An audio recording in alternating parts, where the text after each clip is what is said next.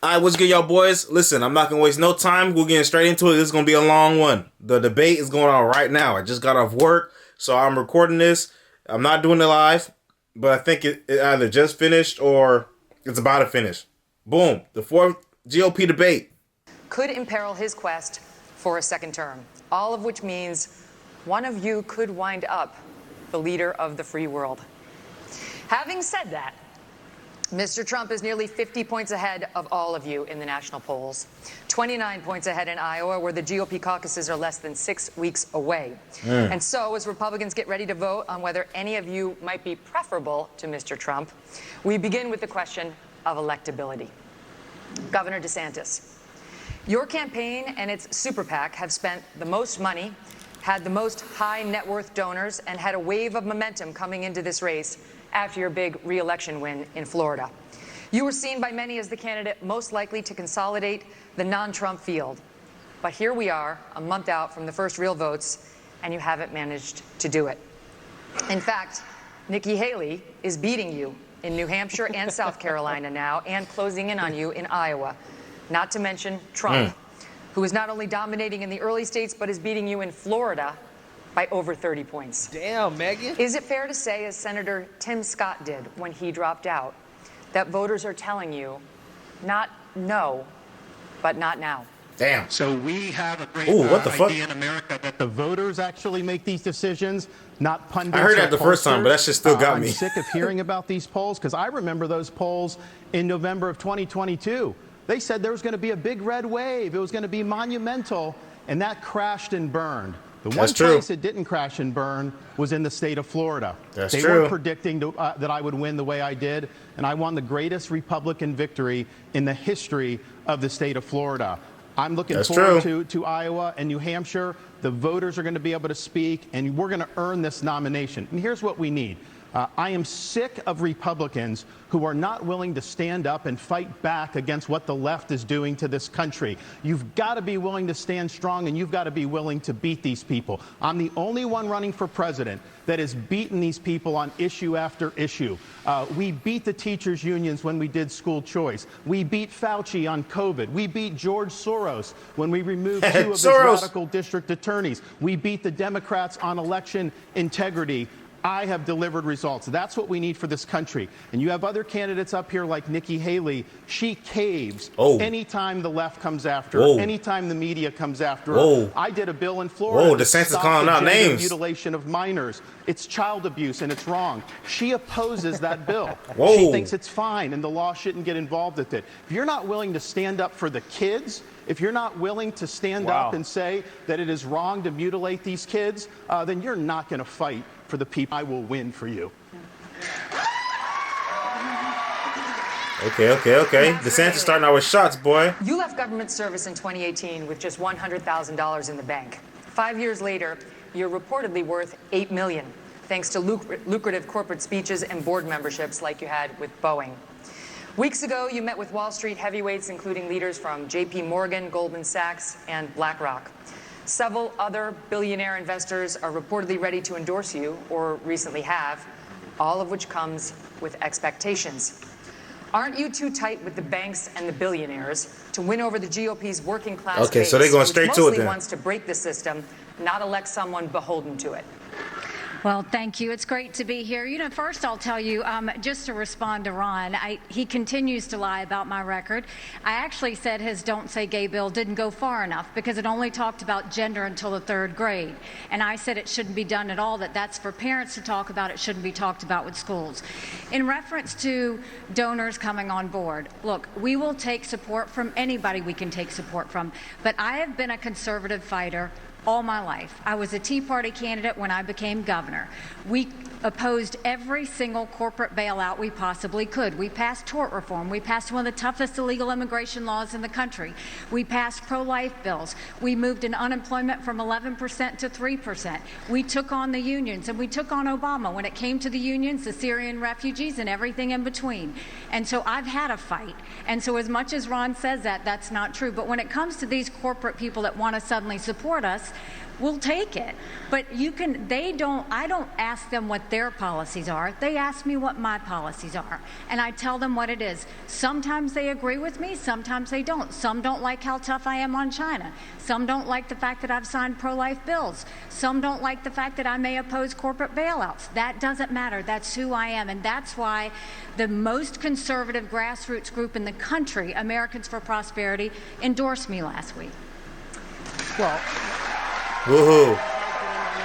Whoa, they got 3 women moderating. He didn't respond to the criticism. It wasn't about the parents' I am hoping they don't do any like identity politics shit, bro. Try to play sexist card like they did last time. It was about prohibiting sex change operations on minors. They do puberty blockers. These are irreversible. Talk to Chloe Cole. She went through this. Now she's an adult. She's warning against it. She may never be able to have kids again.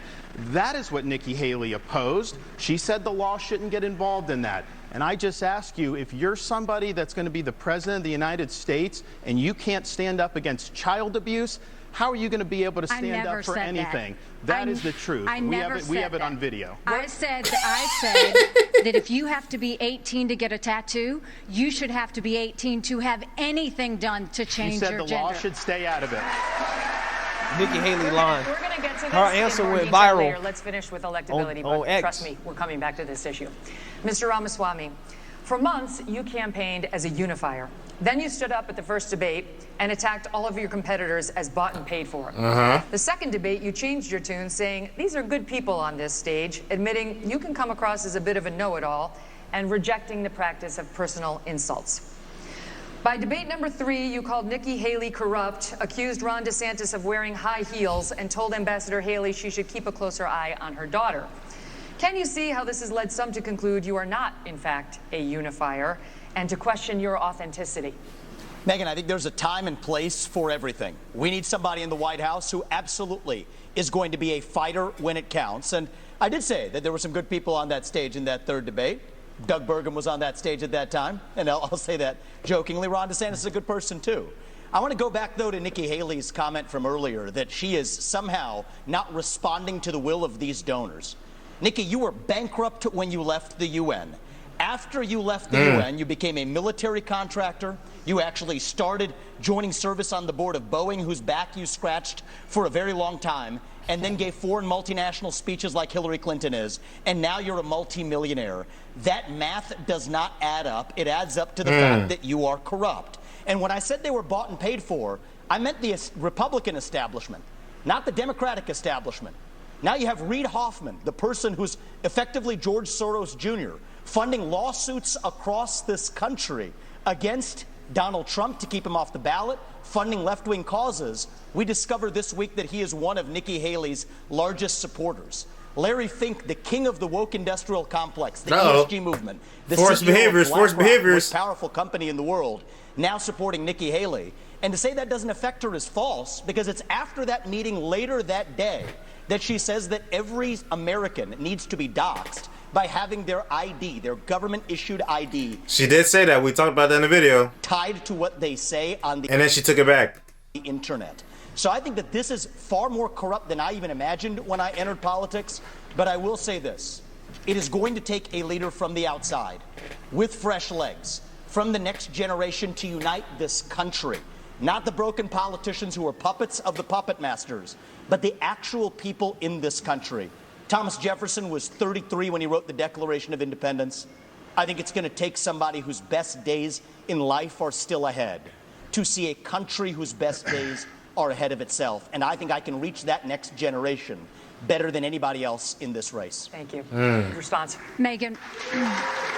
What is there to be said? We knew he was going to come out on fire. First of all, we weren't bankrupt when I left the UN. We're people of service. My husband is in the military, and I served our country as UN ambassador and governor.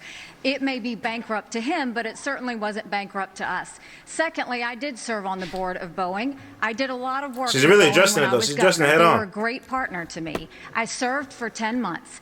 And then when they decided after COVID that they wanted to go for a corporate bailout, I've never supported corporate corporate bailout, so I respectfully stepped back and got off the board. I love Boeing. They build good commercial airplanes. They build airplanes for our Air Force. I am proud of them. They employ a lot of people in South Carolina. But that's why I left the Boeing board. There's nothing to what he's saying. And in terms of these donors that are supporting me, they're just jealous. They wish that they were supporting them. Oh, hell no. no. Sit there and Oh, hell no. Jealous. Doesn't that sound like something that AOC said? Oh, they're just jealous. They just want to date me. So, and Vivek, he wrote a book talking about ESG and these woke corporations and BlackRock.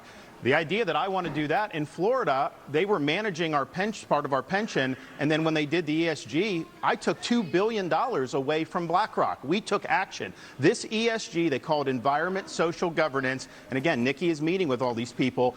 They want to use economic power to impose a left-wing agenda on this country. They want basically to change society without having to go through the constitutional process. We've kneecapped it in the state of Florida. The next president of the United States needs to be able to go to that office on day one and end ESG. And the fact of the matter is, we know from her history, Nikki will cave to those big donors when it counts. And that is not acceptable. I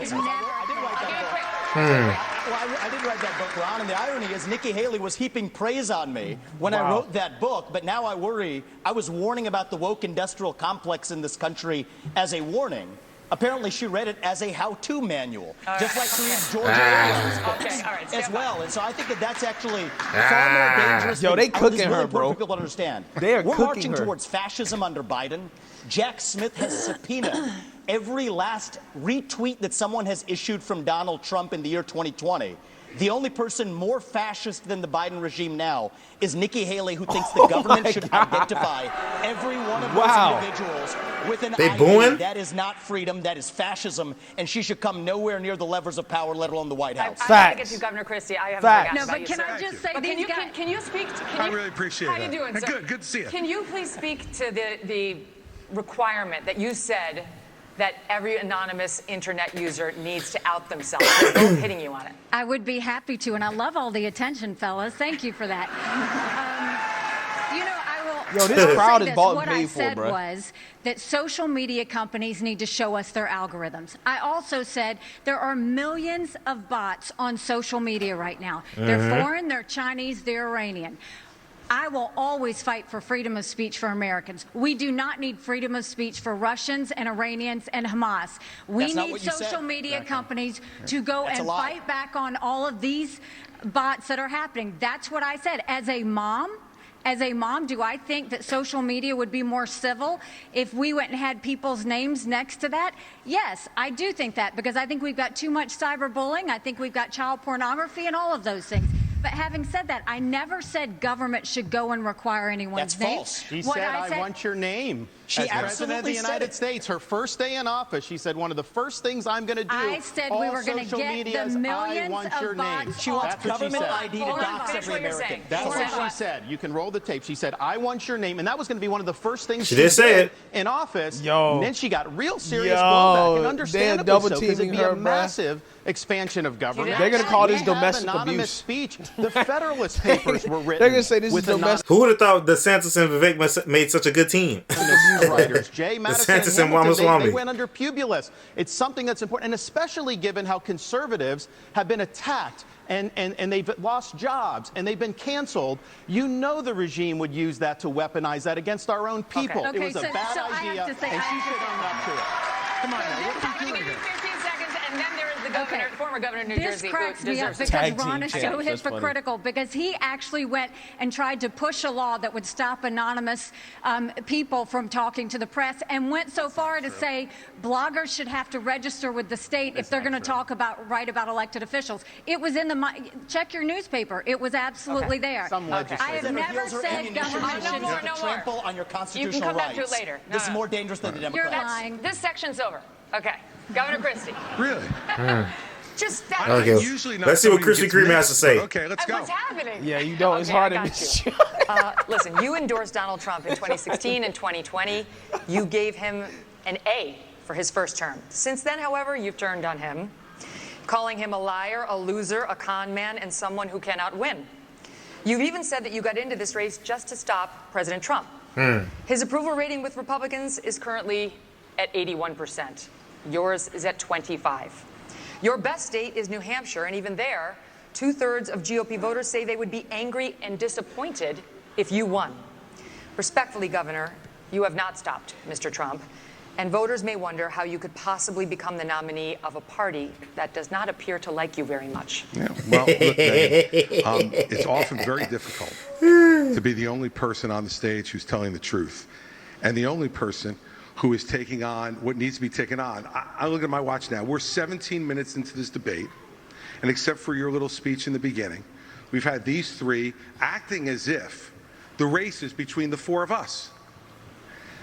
The fifth guy, who doesn't have the guts to show up and stand here, he's the one who, as you just put it, is way ahead in the polls. And yet, I've got these three guys who are all seemingly to compete with, Voldemort, he who shall not be named. Oh, my God. They don't want to talk about it. The fact is that when you go and you say the truth about somebody who is a dictator, a bully, who has taken shots at everybody, whether they've given him great service or not over time, who dares to disagree with him, then I understand why these three are timid to say anything about it. Maybe it's because they have future aspirations. Maybe those future aspirations are now, or maybe they're 4 years from now.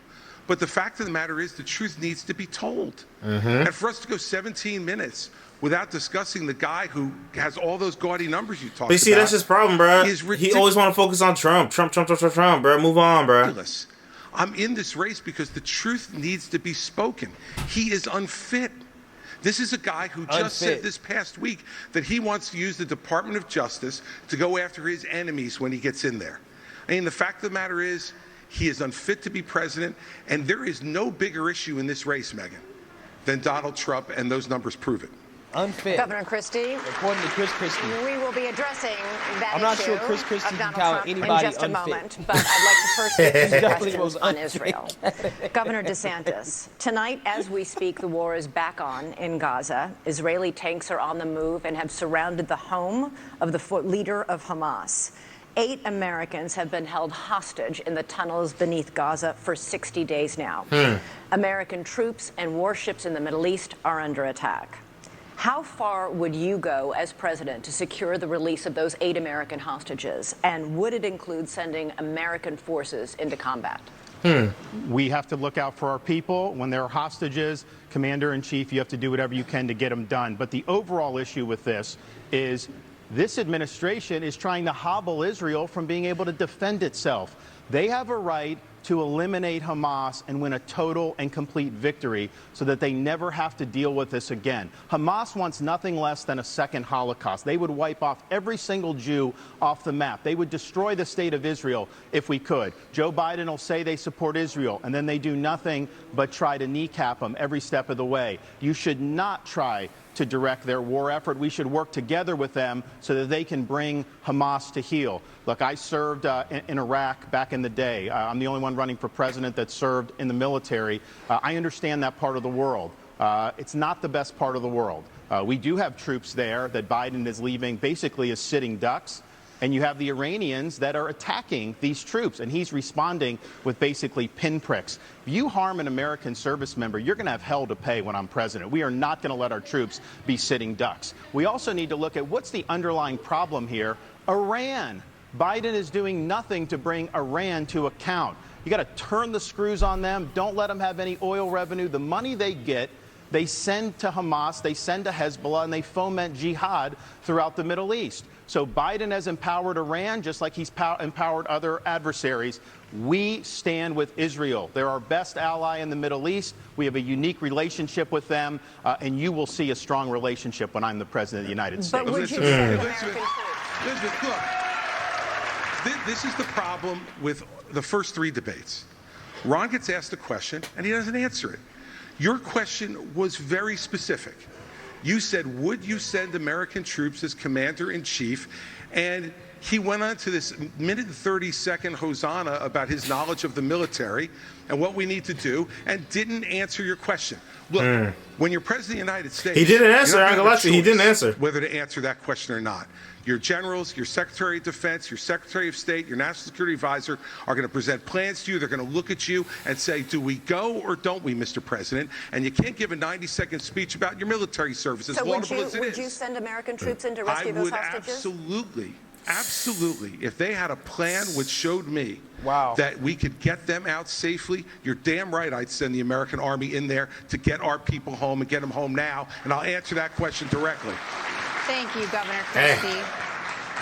Mr. Ramaswamy, you have said it was irresponsible for Ambassador Haley to call Hamas's terrorist rampage an attack on America and for her to, quote, rabidly shout, finish them, end quote. The Hamas terror attack left dozens of Americans dead and was the deadliest attack on Jews since the Holocaust. Why wouldn't it be a good thing to finish Hamas?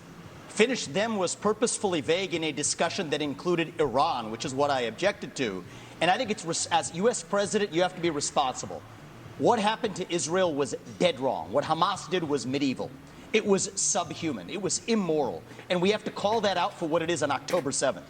But to say that that was an attack on America fails a basic test. I mean, Nick, if you can't tell the difference between where Israel is and the U.S. is on a map, I can have my 3-year-old son show you the difference. That is irresponsible because it has major consequences, because that doesn't leave room for what actually is. He throwing out little shots. I don't know if he should have said that, so though. I believe I have the strongest That's a little bit too insulting. actually on the stage, even though it's a little bit different than the standard GOP talking points. And it is this. The founding vision of Israel, David Ben-Gurion, the George Washington figure of Israel, what did he believe?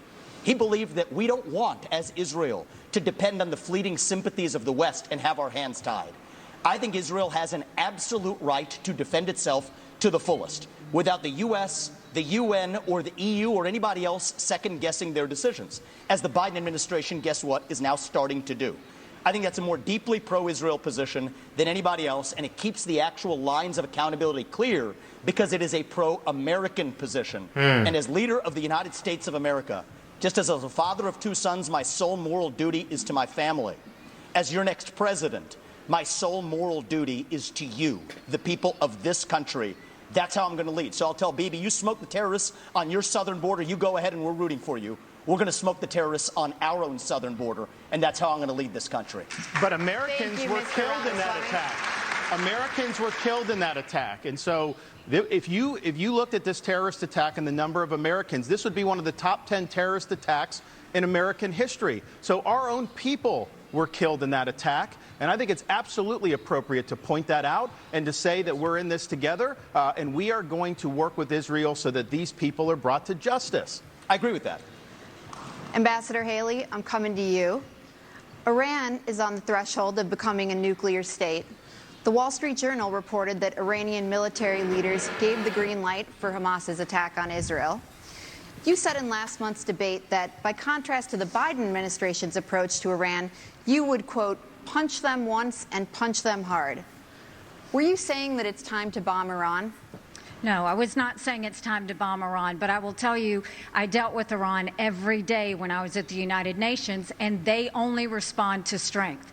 What they don't respond to is when you weaken the sanctions like they did on Iran that allowed China to send them billions to fill their proxies. What they don't respond to is when you give $6 billion for 5 hostages. That only makes them want more hostages. What they don't respond to is when they do 140 strikes on our men and women in Syria and Iraq, and we do nothing but just some small shots back. You've got to punch them, you've got to punch them hard, and let them know that. That's the only way they're going to respond. So the way you do that is you go after their infrastructure in Syria and Iraq where they're hitting our soldiers.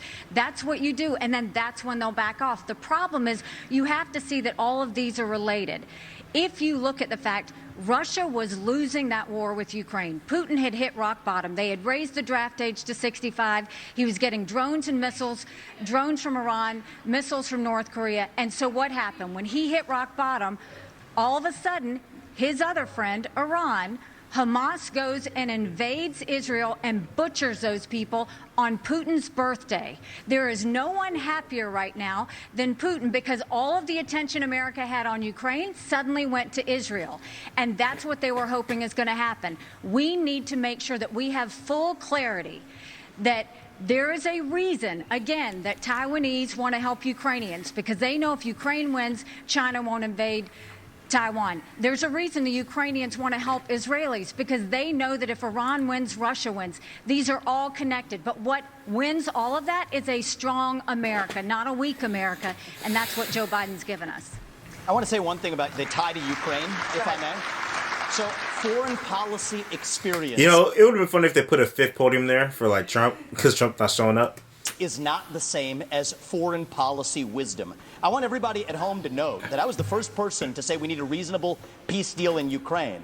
Now a lot of the neocons are quietly coming along to that position, with the exceptions of Nikki Haley and Joe Biden, who still support this, what I believe is pointless war in Ukraine. And I think those with foreign policy experience, one thing that Joe Biden and Nikki Haley have in common is that neither of them could even state for you 3 provinces in eastern Ukraine that they want to send our troops to actually fight for. Oh. Look at that. This is what I want people to understand. These people have, I mean, she has no idea what the hell the names of those provinces are, but she wants to send our sons and daughters and our troops and our military equipment to go fight it. So reject this myth that they've been selling you, that somebody had a cup of coffee stint at the UN and then makes $8 million after, cup of has coffee real stint. foreign policy experience. It takes an outsider to see this through. Look at the blank expression.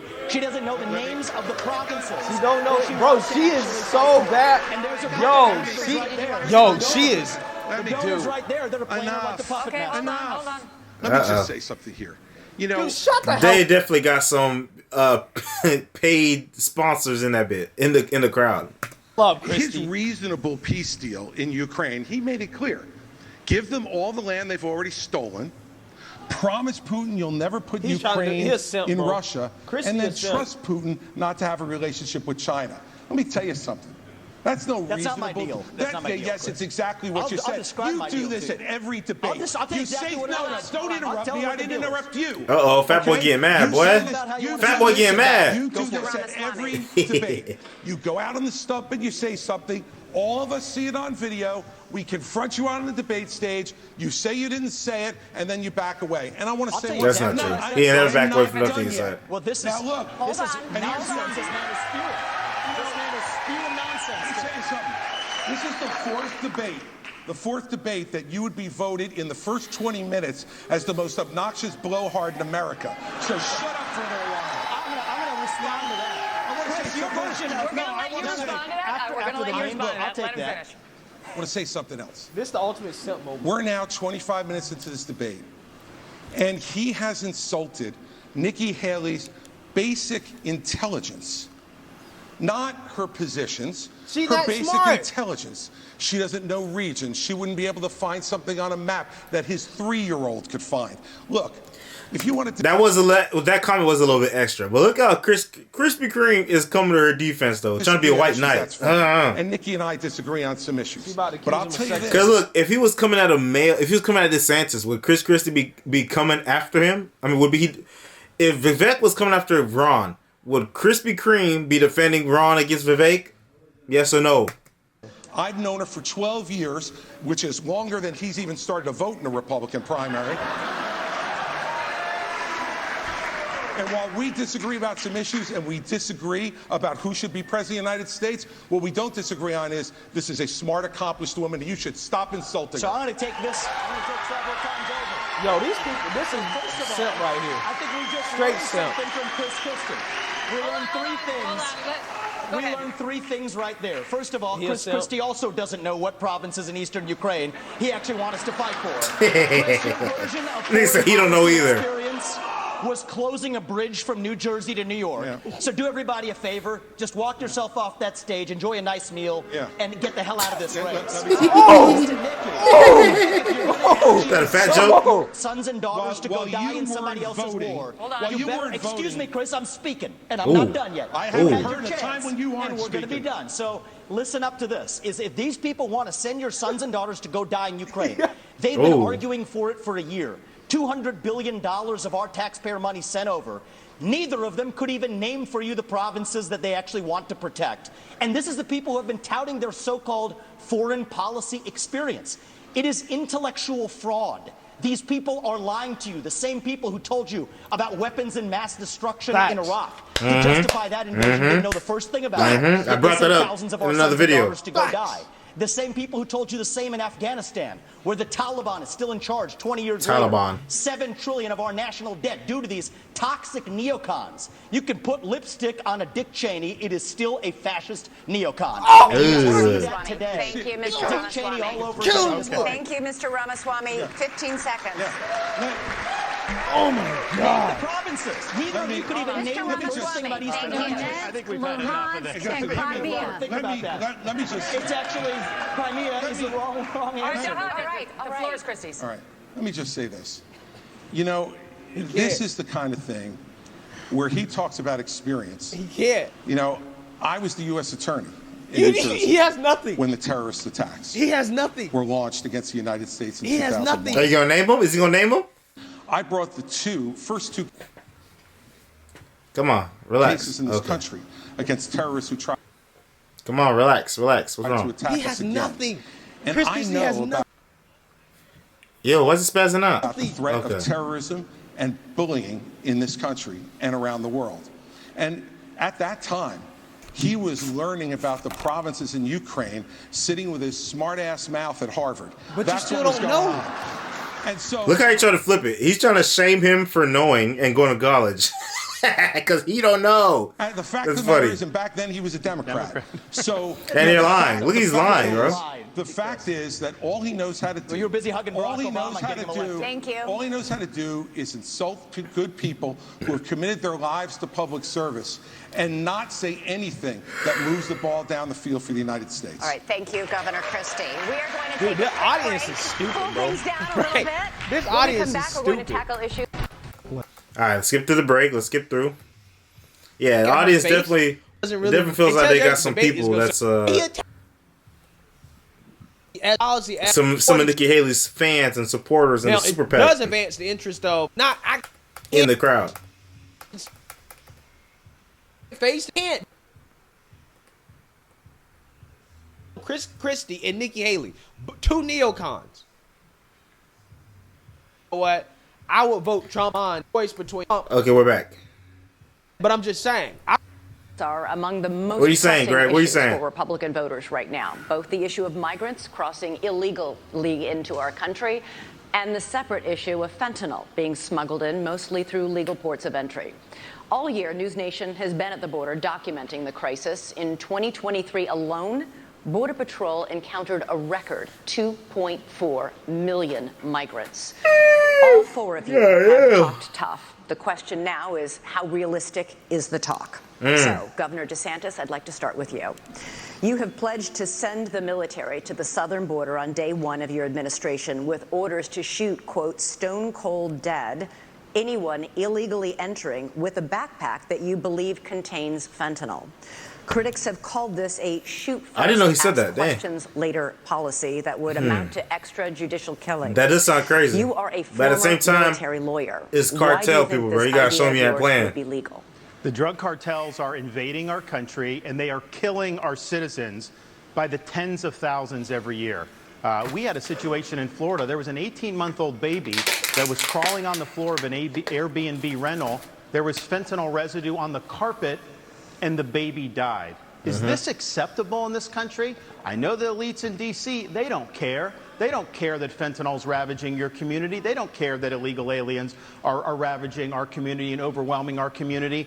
The commander-in-chief not only has a right, you have a responsibility to fight back against these people. And does that mean shooting first? It means you're gonna categorize them as foreign terrorist organizations, and we will identify. Yeah, DeSantis don't like giving a straight answer for some stuff. For stuff that might sound controversial. Wearing a uniform. You'd see anyone walking down the street, they all had man dresses on. You didn't know if someone had a bomb, an IED attached or not. And so you had to make a judgment based on intelligence, based on positive identification. But we're going to be able to get the intelligence on these cartel people. And here's the thing. If we had a wall across the southern border, which I support, this would not have happened. We need to build a wall across the southern border. I'll get it done, and I'll make Mexico is supposed to pay for it. Remember, here's how you do that.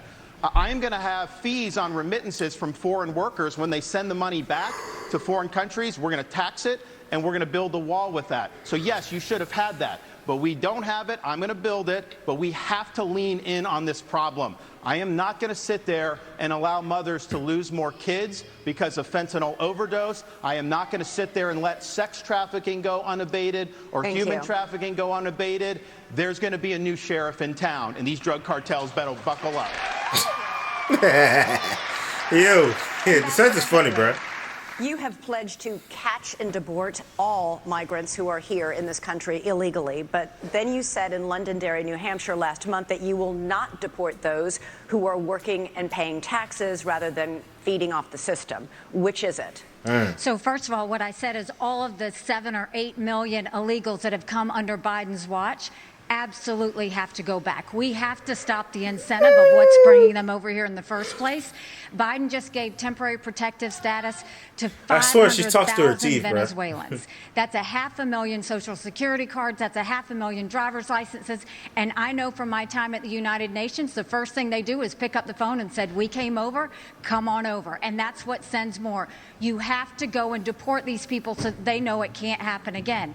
For those that have been here longer than that, we've got to start seeing who is it, how long have they been here, have they been vetted, have they paid taxes, have they been working, and figure out who else is out there. But what I know is my parents came here legally. They put in the time, they put in the price. They are offended by those that are coming illegally. We can't let them skip the line. But when you talk about fentanyl like you did before, let's look at something else. Yes, I think we should send special operations over and take out the cartels. I think we should do a remain in Mexico policy so they never step foot in U.S. soil in the first place. But look at where fentanyl came from. China. Let's go to the heart of the matter. It came from China. That's why we need to end all normal trade relations with China until they stop murdering Americans with fentanyl. I promise you, they need our economy. They will immediately stop that. But this is where Trump went wrong. Trump was good on trade, but that's all he was with China. Because here he allowed fentanyl to continue to come over. He continued to allow them to he would give them technology that would build up their military and hurt us. He allowed the Chinese infiltration for them to buy up farmland, to put money in our universities, and to continue to do things that were harmful for America. We now have a spy base in Cuba and police stations, and Trump didn't do anything about it. So far, I think the moderators are doing a good job. This is rich, because when she was governor of South Carolina, she was the #1 ranked governor of bringing the CCP into her state. She wrote a love letter to the Chinese ambassador saying how great a friend China is. You can look at it. We put it on our website, rondesantis.com. There's also a video of her as governor standing in front of a Chinese Chinese business saying that she now works for them, talking about this Chinese company. So she's been very weak on China. Now, here's the problem. The rhetoric is different, but her donors, these Wall Street liberal donors, they make money in China. They are not going to let her be tough on China, and she will cave to the donors. She will not stand up for you. 15 seconds, Ambassador. First of all, he's mad because those Wall Street donors used to support him, and now they support me. The second thing is, it's not a good thing. It's not something to brag about. A Chinese company, UGAS, that he just did a rally there last year. They have given you $340,000 in campaign. He's mad that I'm bought and paid for it, and not him. It's an American company. Between them and their employees. They are tied to the Communist Chinese Party. Jinko Solar is another one. They went and expanded. You gave $2 million in subsidies. I banned China from buying land in the state of Florida. The Department of Homeland. I ejected the Confucius Institute. Nikki Haley brought Confucius Institutes to the universities Confucius? in South Carolina. I ejected them. So I have a record of standing up and do what's right. And here's the thing. You have a record of lying. She's trying to say things like that. Even the liberal media groups that usually if I say the sky is blue, they'll fact check me and say that's wrong. They looked at her charges. They said it was totally false, that they could not find one instance of me recruiting a Chinese business coming to Florida. You know why? Because we never recruited any Chinese businesses to the state of Florida. Thank you. Mr. Ramaswamy, Over the past year, fentanyl has killed more than 75,000 Americans, 1,000 of them right here in Alabama. You have vowed to use the military to, quote, annihilate drug labs inside Mexico, something the president of Mexico said would be a hostile act. Okay. But fentanyl can easily be made anywhere, and labs that are shut down can easily and quickly be replaced. Are your tough enforcement policies offering false hope to a country racked by addiction? To the contrary, I don't think it's going to have to come to that if we deal with the actual demand side problem that we also have in this country. I mean, the easy part is talking about how we're going to use our military to secure the border. I will, and I believe that everybody else wants to do the same thing. But the harder part is dealing with the crisis of purpose and meaning, the mental health epidemic raging across this country like wildfire. And there's a reason why after the opioid crisis, you see fentanyl. And even after we get fentanyl, and we are going to be sure to make sure we do it, this one is worse for many reasons. They're illegally lacing it into pharmaceuticals, so it's more dangerous. But we're deluding ourselves. The real false promise here is thinking that we're going to have dealt with that underlying mental health epidemic in this country by just dealing with the demand side of it. But I want to get back to this issue of the root cause, because a lot of these are coming from labs in Wuhan, China, of all places. Drug materials that are going to the Mexican drug cartels that they're pumping across that southern border like a modern opium war. I think it is going to take a U.S. president that's going to have a very different conversation with Xi Jinping than what Joe Biden just had in California. I will tell Xi Jinping, you will not only not buy land in this country or donate to universities in this country, U.S. businesses won't expand into the Chinese market until they're playing by the same set of rules. Okay. And the same country that's putting fentanyl into illegal pharmaceuticals in Mexico, it's no coincidence, is the exact same country. We just talked about it in a recent video. Go check it out. That also unleashed hell on the world with the COVID-19 pandemic. We also have to hold them accountable with every financial lever that we have available. That is what it actually means to stand with a spine. And you mark my words, if we're willing to stand with the spine, China will absolutely have to fold because they're in a tougher spot than we are. And then we're back to playing by the same set of rules. Thank you, Mr. Ramaswamy. Thank you. Let's talk about the economy. Ambassador Haley, homeownership has always been part of the American dream, but it's increasingly out of reach for younger Americans. This year, mortgage rates reached 30-year highs. Home prices have risen $190,000 over the past decade. Is this the free market at work, or should the federal government do something to make homes more affordable? Well, first of all, I mean, you're exactly right. My daughter just got married, and I saw how hard it was for her and her husband to buy a home.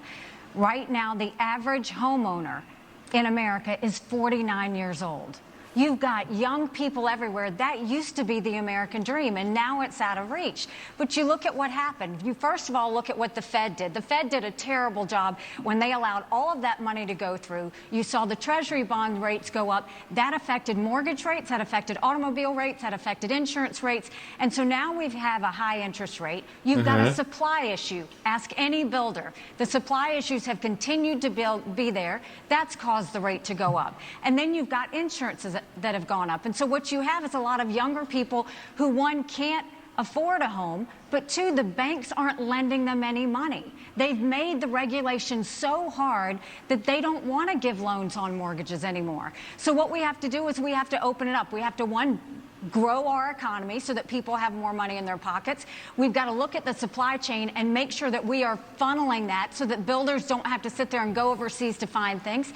And then we need to make sure that we really stop paying down this debt, make sure that we stop the borrowing, stop the spending. I'll veto any spending bill that doesn't take us back to pre-COVID levels, because our kids are not going to forgive us for all the spending that happened. And as much as everybody wants to talk about how Donald Trump had a good economy, $9 trillion in debt he did just in 4 years. And we're all paying the price of that, including those mortgage prices. We're going to come back to President Trump, I promise. Governor DeSantis, the latest News Nation Decision Desk poll found that inflation tops the worries of American voters. 61% say they're very concerned. Even though Biden didn't want you to think it's not happening. Hardest hit. Economists say this was fueled by a glut of federal spending. The Biden administration has added $6 trillion to the national debt so far, but President Trump wasn't exactly a penny pincher. His administration added $7.8 trillion.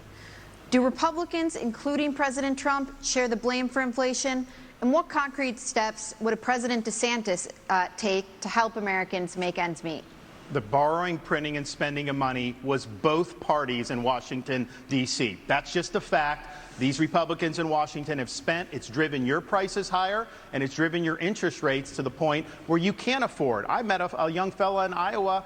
He had graduated college a couple years ago, and he's like, Governor, I don't have a chance. I'm gainfully employed. He's like, I have no chance to afford a home and start a family. That is taking the American dream away from people. So we're going to get the inflation down. We're going to get the interest rates down. We are going to reduce spending, and I will be willing to veto, and I vetoed a lot as governor of Florida, and we'll do that. We're also going to open up all of our domestic energy for production. Lower your gas prices, lower the price of fuel. That's going to help the economy. It also help jobs, and we'll do it. But, you know, another thing that's burdening young people are these student loans. Now, I don't support having a truck driver having to pay a student loan for someone that got a degree in gender studies. That is wrong. We should not have taxpayers do that. What I'm going to do, though, is I'm going to get to the root cause of the problem. These student loans are going to be backed by the universities because they need to have an incentive to produce gainful employment for people.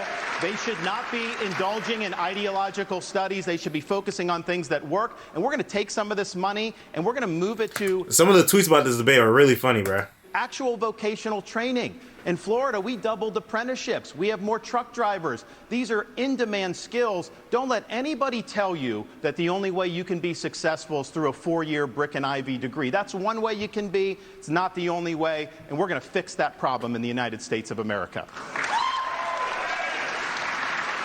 DeSantis is doing better, though. He's doing better for sure. Praise cryptocurrency like Bitcoin as an opt-out from our, quote, broken financial architecture, and you oppose efforts to regulate it. The head of the largest international crypto exchange just pleaded guilty to allowing his platform to launder money for terrorists, including Hamas.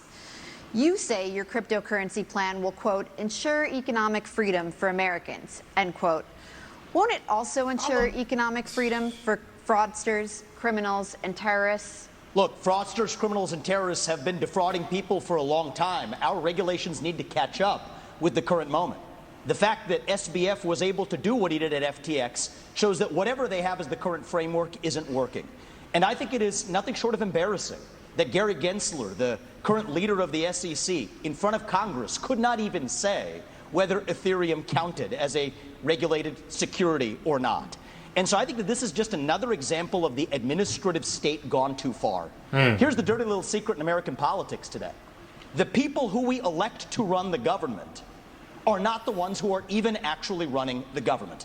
It is the bureaucrats in those 3-letter agencies that are writing regulations that Congress never gave them the authority to write. And the good news is a U.S. president can absolutely fix that. That takes a U.S. president with a spine. So what I've said is in my administration, by the end of year 1, we will have a 75% reduction in the number of federal bureaucrats. We will shut down government agencies that should not exist. We will rescind any regulation that fails the test of West Virginia versus EPA, which is the most important Supreme Court case of our lifetime, that said if Congress didn't delegate that to an administrative agency, then it's unconstitutional. These are seismic changes. These are big changes that the next president can deliver without asking Congress for permission or for forgiveness. And I want people to understand that distinction, because people have been sold myths by politicians for a long time saying, I'm going to work with Congress to do this or that. Much of what you've heard on the stage from the other politicians fit that description. They need Congress. The things that I'm promising you, this is what the leader of the executive branch gets to do under Article 2 of the Constitution. Thank you, sir. Cut down the bureaucracy. That's how we grow our economy and put the Federal Reserve in its place. This is part of the crypto discussion. No. 90% Mr. headcount reduction at the Fed. You're out of time. 15 seconds, Governor DeSantis. So one of the dangers that we're going to face, Biden wants, is a central bank digital currency. They want to get rid of cash, crypto. They want to force you to do that. They'll take away your privacy. They want to force behaviors. They will absolutely regulate your purchases. On day 1 as president, we take the idea of central bank digital currency and we throw it in the trash can. It'll be dead on arrival. Okay.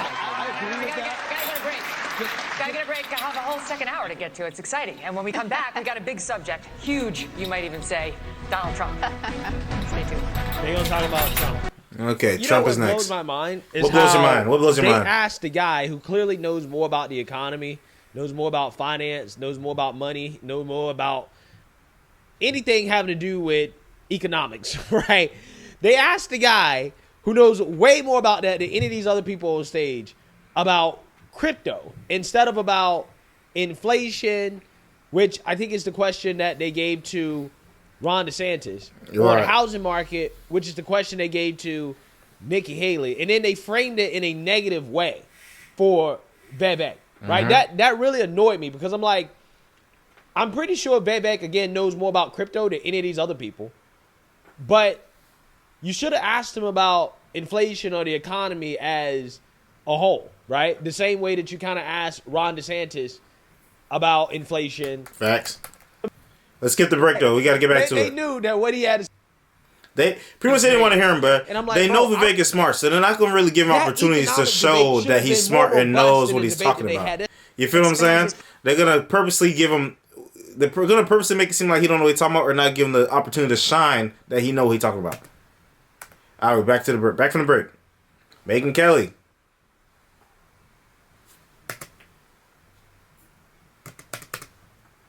As Governor Christie pointed out, and less so for most of you, on the front runner in this race, Donald Trump. We invited him to come tonight, as you know, but he declined to come. But we'd like to ask you a couple questions about him now. Ambassador Haley, former President Trump recently promised, if he's reelected, to bring back and expand his program restricting immigration from Muslim countries. Here he is in Iowa on October 16th. No longer will we allow dangerous lunatics, haters, bigots, and maniacs to get residency in our country. We're not going to let them stay here. If you empathize with radical Islamic terrorists and extremists, you're disqualified. You're just disqualified. Ambassador Haley, do you support President Trump's plan for ideological screening? Well, I don't think that you have a straight-up Muslim ban as much as you look at the countries that have terrorist activity that want to hurt Americans. You can ban those people from those countries. That's the way we should look at it, is which countries are a threat to us. You look at what came across the southern border. What worries me the most are those that came from Iran, from Yemen, from Lebanon. Those areas where they say death to America. That's where you want to be careful. It's not about a religion.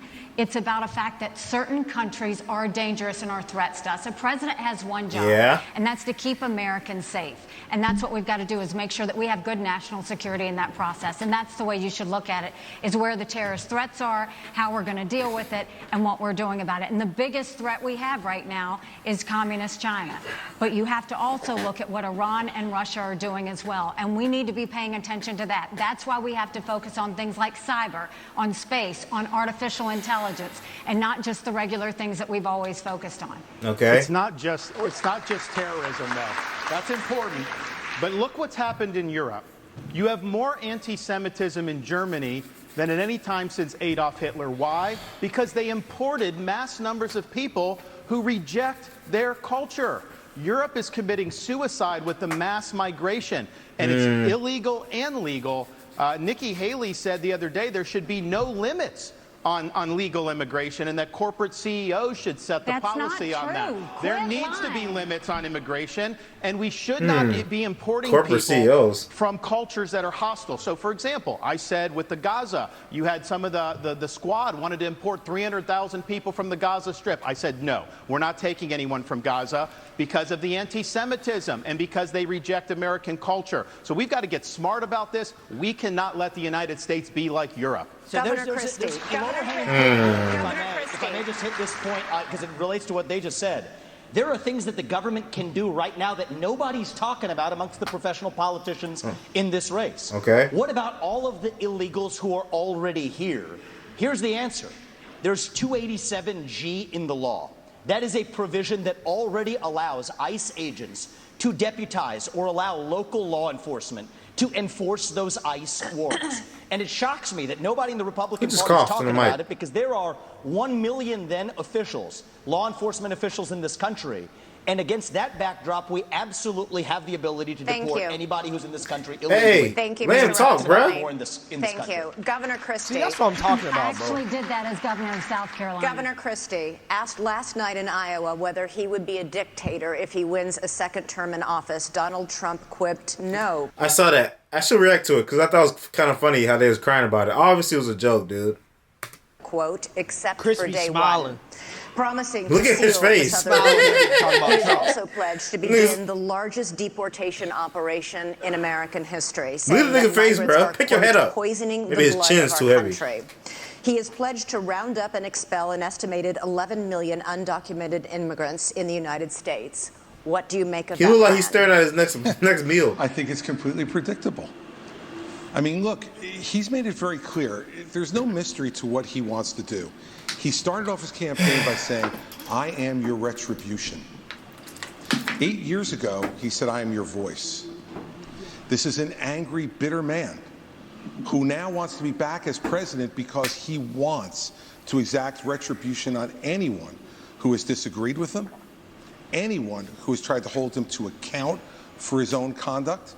And every one of these policies that he's talking about are about pursuing a plan of retribution. And yet, at the first debate, my 3 colleagues on this stage, when asked if he would be convicted of federal felonies, would they still support him, raised their hand, looked into the camera, and let everybody know that they would still support him even if convicted of federal felonies. Federal felonies, by the way. Federal felonies which involve our election process, federal felonies which involve the most sensitive of our governmental secrets, federal felonies where he instructed others to commit crimes, folks who are now agreeing to go to jail because of what they did in his name. So do I think he was kidding when he said he was a dictator? All you have to do is look at the history. And that's why failing to speak out against him, making excuses for him, pretending that somehow he's a victim, empowers him. You want to know why those poll numbers are where they are? Because folks like these 3 guys on the stage make it seem like his conduct is acceptable. Let me make it clear. His conduct is unacceptable. He's unfit. And be careful of what you're going to get. If you ever got another Donald Trump term, he's letting you know, I am your retribution. He will only be, Elizabeth, he will only be his own retribution. He doesn't care for the American people. It's Donald Trump first. Thank you, Governor Christie. Yeah. Governor DeSantis. Oh, they're booing him. Thank you. Oh, shit. Thank you. Governor DeSantis, Donald Trump would be older on day 1 of his second presidency than Joe Biden was on day 1 of his first. You have said Trump is not the same man he was when he ran in 2016. Your campaign is running ads showing Trump confused. And you have said he has, quote, lost the zip on his fastball. You seem to be saying Donald Trump is no longer mentally fit to be president. Is that what you think? I need to see some more current present day videos of Trump talking, because I was actually watching some of the first debate between him and Hillary. I was watching some of it from 7 years ago. Isn't that crazy? 7 years, bruh. Phew. And yeah, it was pretty interesting just seeing what was happening, bro. I had no idea what was coming. Look, he is showing Father Time is undefeated. The idea that we're going to put someone up there that's almost 80 and there's going to be no effects from that, we all know that that's not true. And so we have an opportunity to do a next generation of leaders and really be able to move this country forward. We also need a president that can serve 2 terms.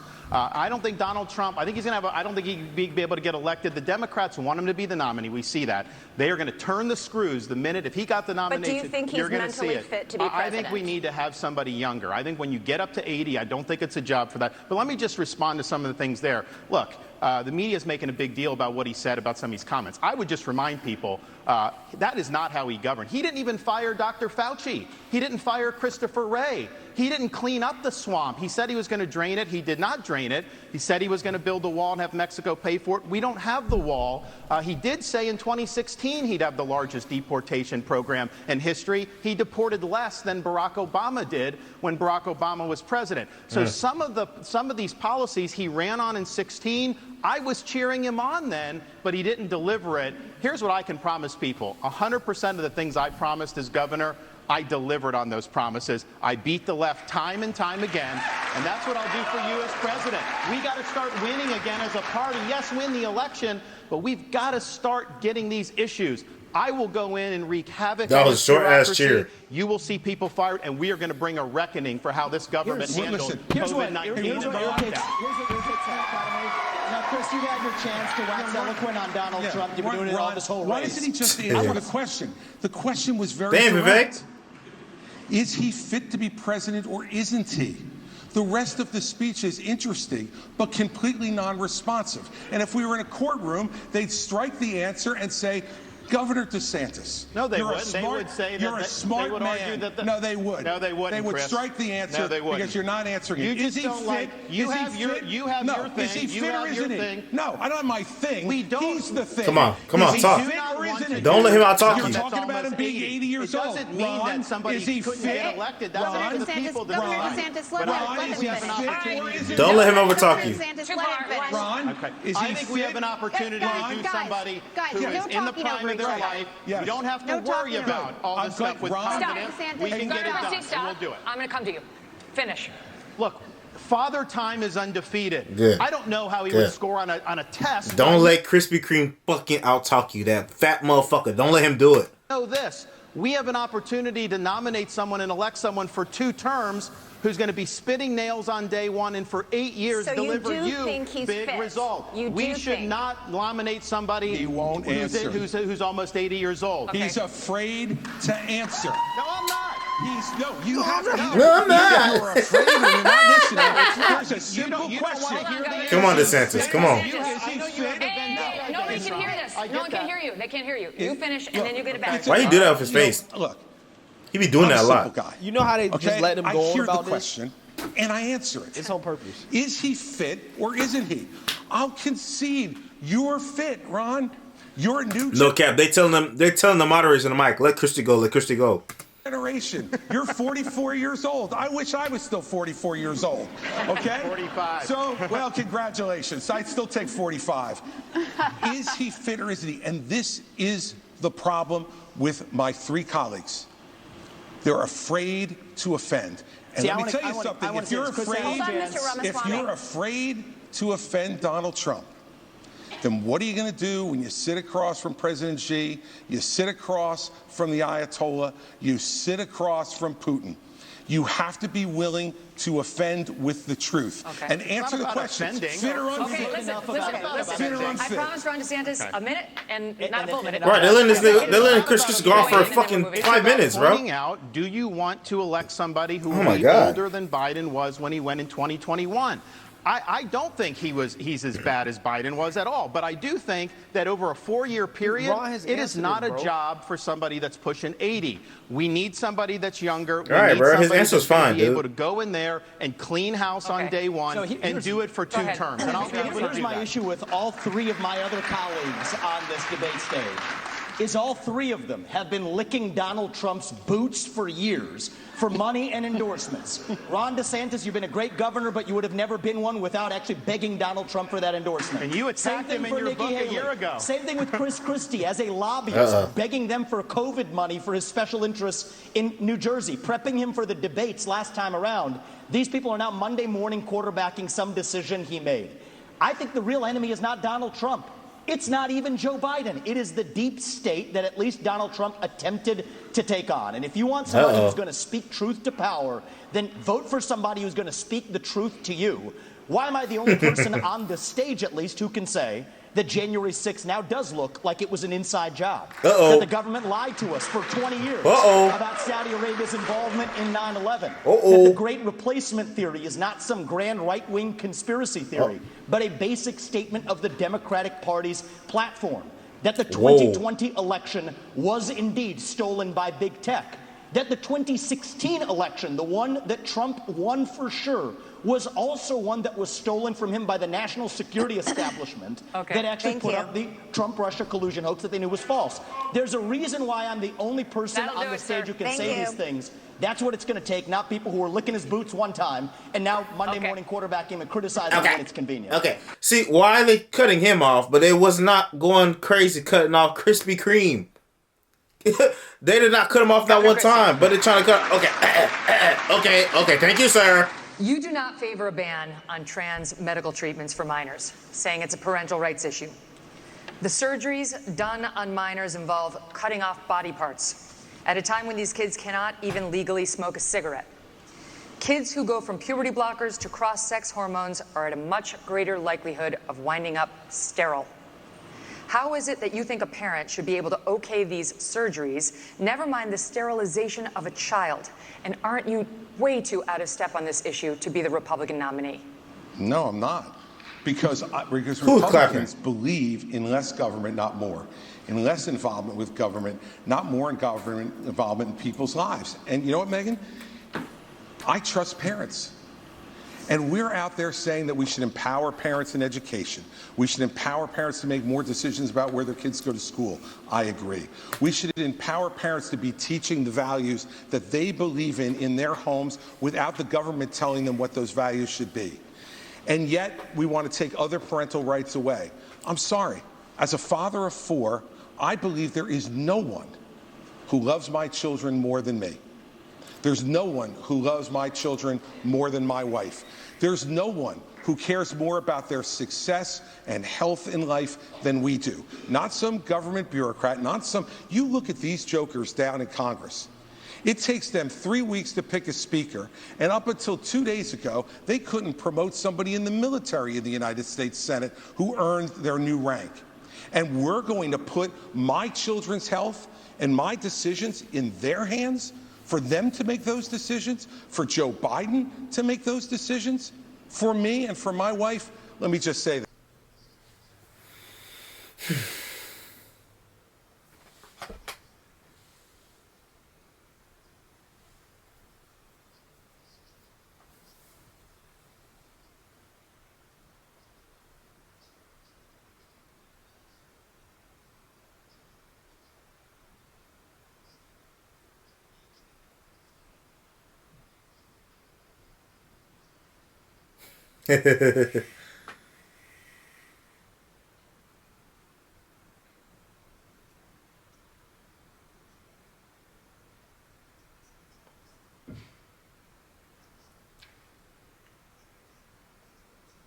What he sign?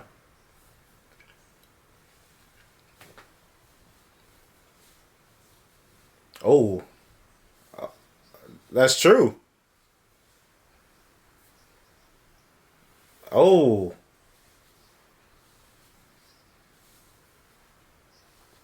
Oh, they getting on him.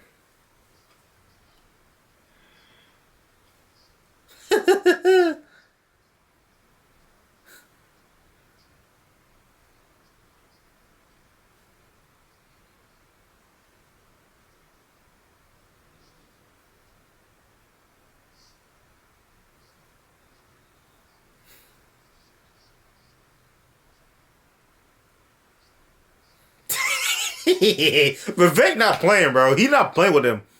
He not playing with him at all.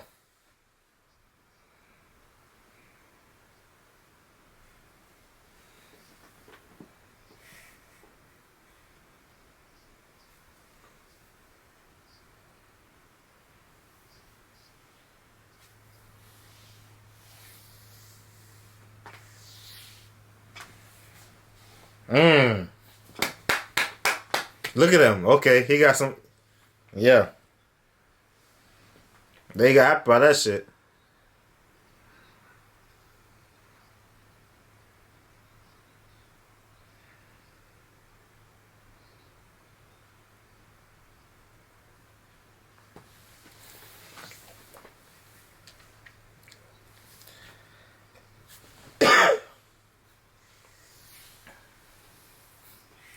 No cap. She been quiet for a while.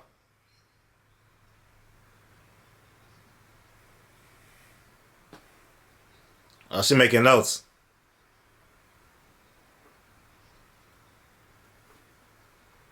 Oh, is that real?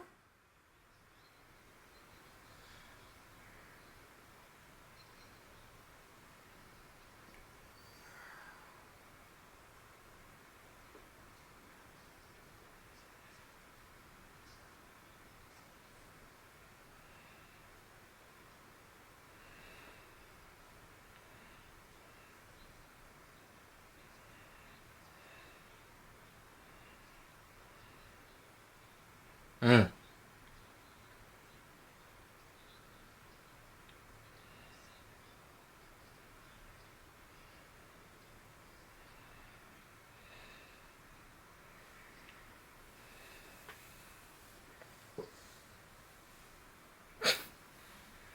Got it. That's it.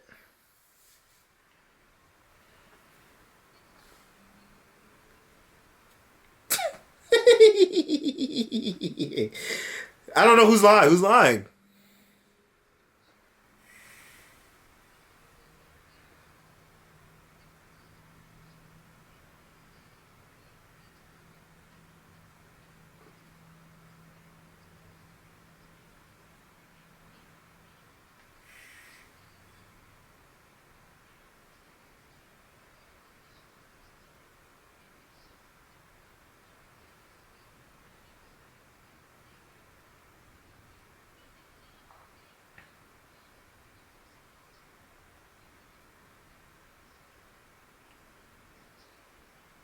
Yo, that nigga got so happy, bro.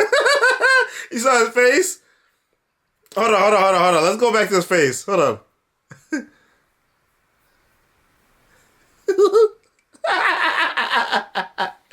Yo, that's crazy.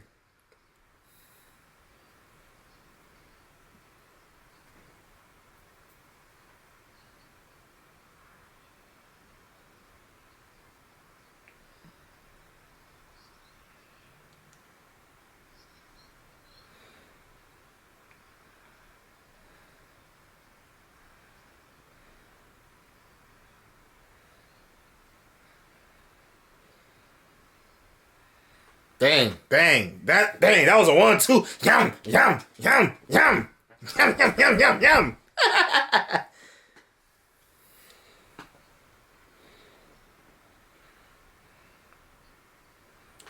She's nervous. Listen to her cut her intonation.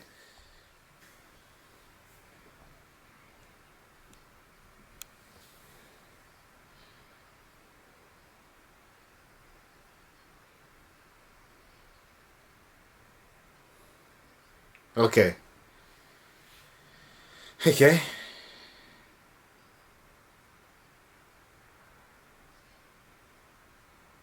He took a shot?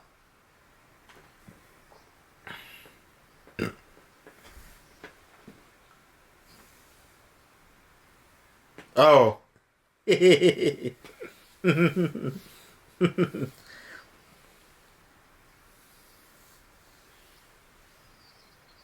Yeah. This don't matter.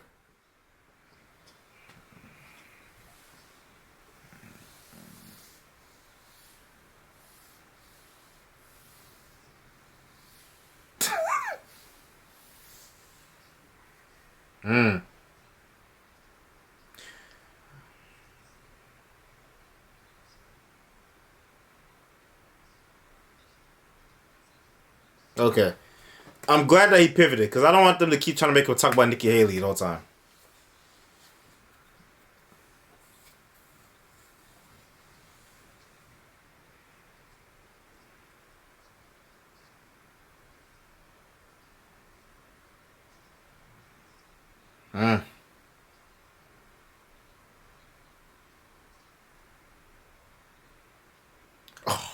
Oh.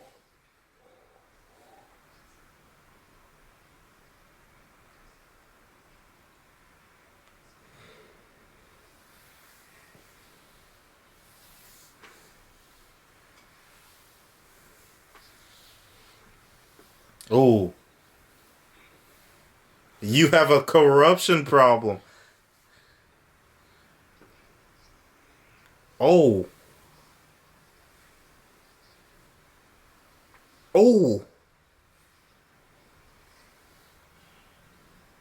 Oh. Oh, people are cheering and booing. God damn. But that crowd is bought and paid for. I don't care.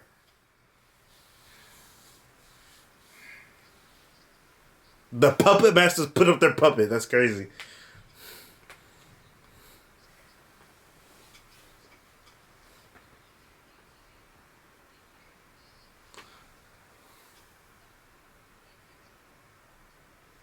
Oh. Oh, he got her. He got her ass. She can't respond to that.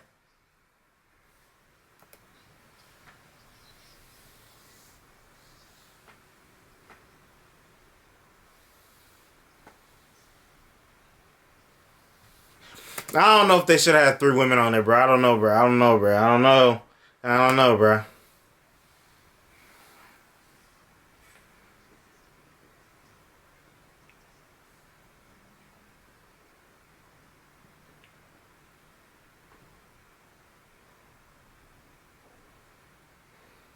I said all the Democrats in the audience.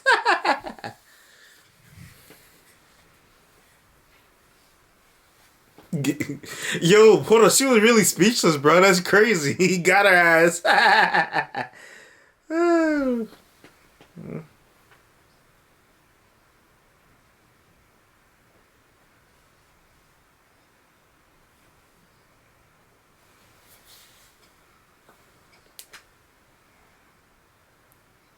Who to say that guy is, then?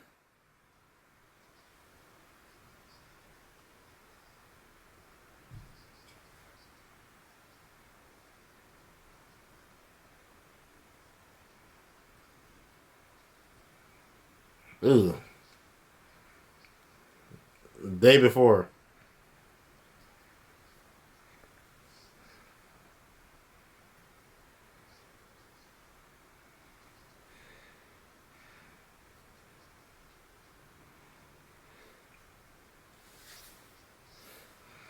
More rhinos in the audience than all the zoos in the world.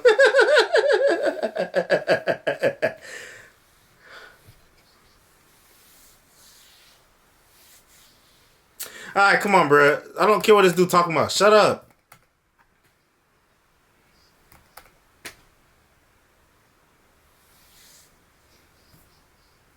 Yo, this nigga's so boring. What is he saying? Look, why are they not cutting him? They're not interrupting him at all. Shut up. Okay.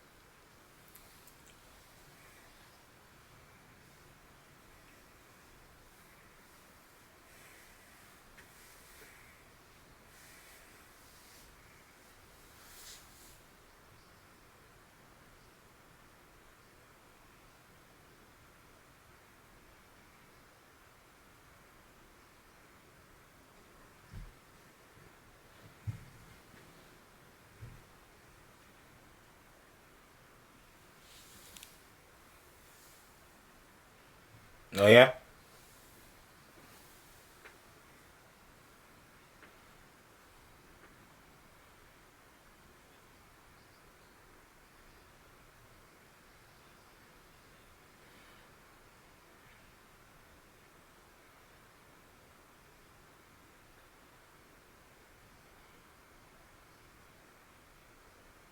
Oh my god. Hey, yo, he loves that shit. Yeah, the FBI was people were saying the FBI was like coming after agents that were like for Trump and stuff, bro. Very strange. Cooked. Cooked. Cooked like some breakfast. Breakfast, lunch, or dinner. Cooked.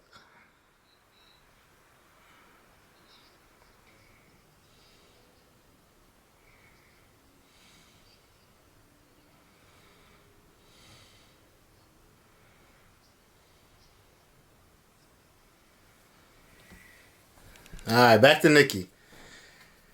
Back to Nikki.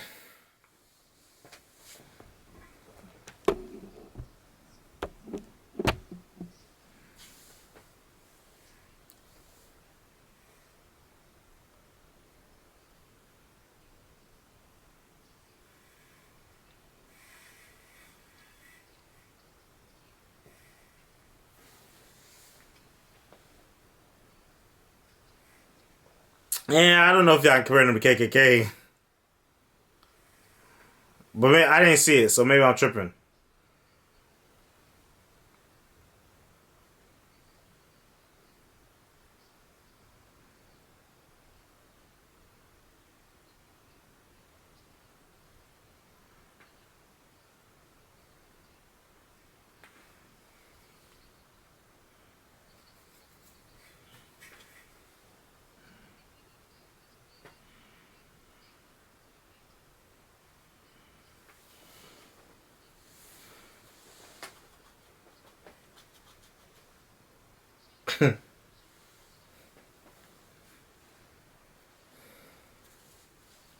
Facts. I don't care.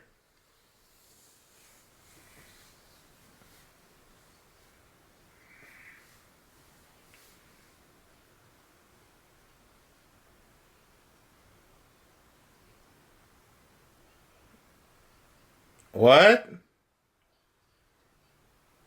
What? Where did she get that number? Citation, please. What the fuck is she talking about? Every 30 minutes you're on TikTok, you become 17% more anti-Semitic. That sounds like the type of math that Dr. Umar would do, okay? For every 30 minutes that a black African-American king or queen is on TikTok, they develop a 17% more chance to contract the snow buddy disease. Come on, bro. What are you talking about? And no one said nothing. Even Vivek didn't say nothing. Did no one catch what she said? Bro, the power of fake statistics is crazy. Just say some random numbers and people not gonna question you if you sound confident. That's crazy.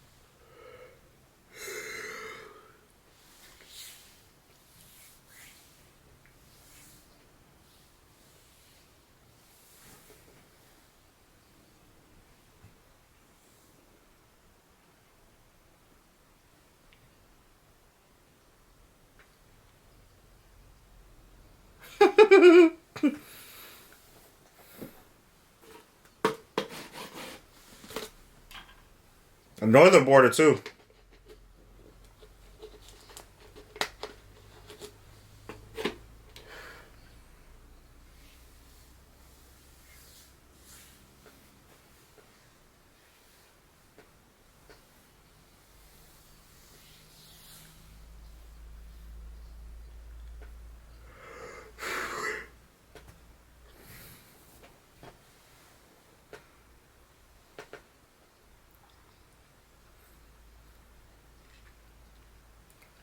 Vivek's strongest moment so far is definitely calling out the identity politics, using the women card against him. He definitely snapped when he told her the name, and Chris Christie told him to name 3 provinces in the Ukraine where they would send soldiers to fight. They can't name them. He snapped.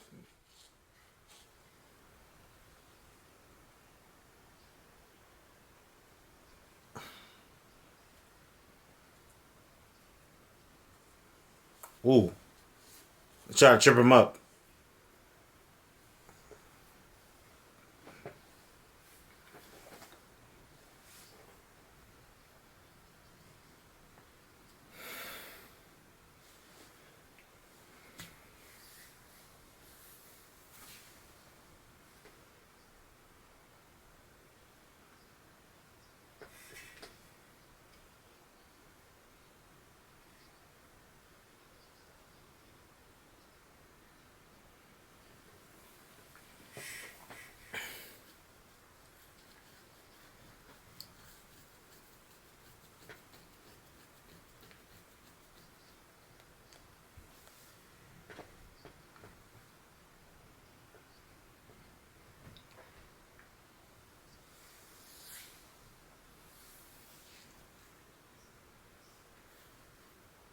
G.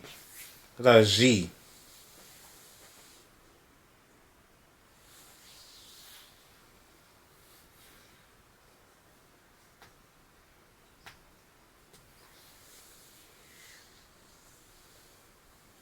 Whoa.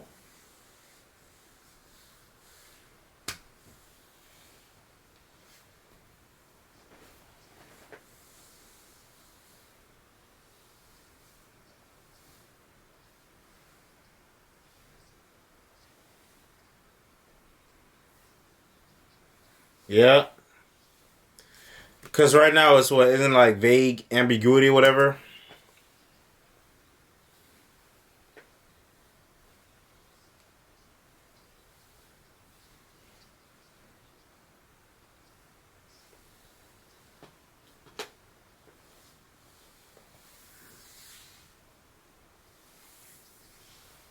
Hmm.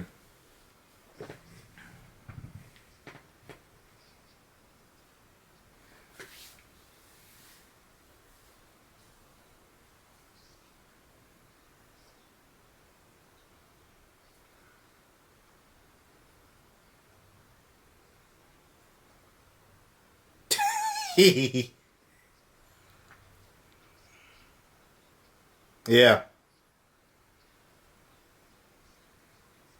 Yeah.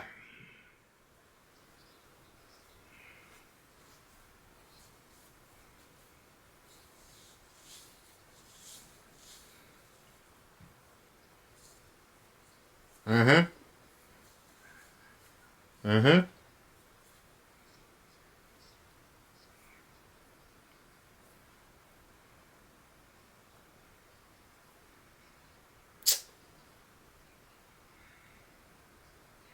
Yo, stop. Why do they keep, every time he talk, they interrupt him? Bruh, somebody time, bruh. Somebody time this shit in a time when Nikki Haley talk and time when Chris Christie talk. Come on, bruh.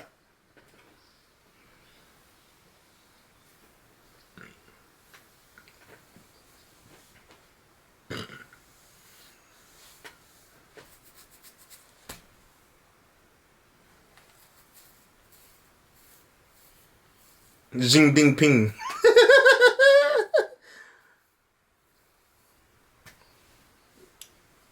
Why does Nikki Haley speak with closed teeth? Bro, I thought the same shit.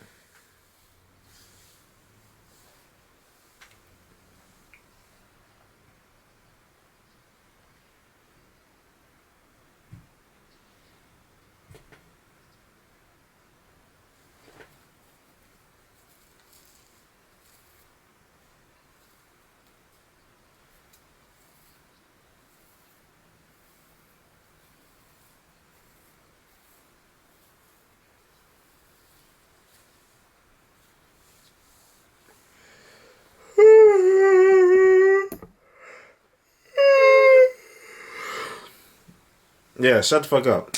Finally.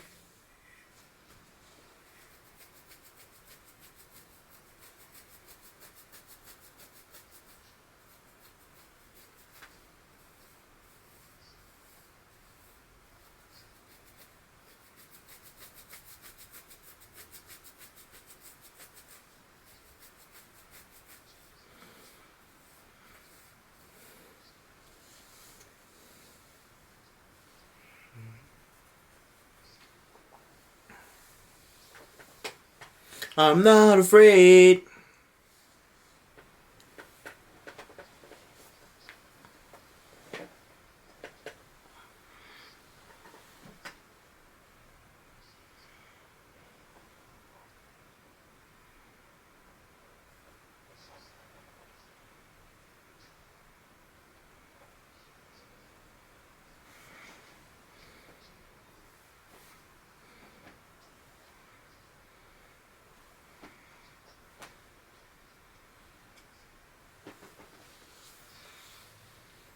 Yes.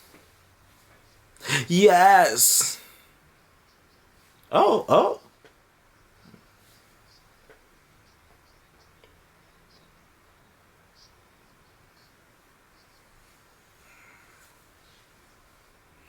That boy spit all in the microphone, boy.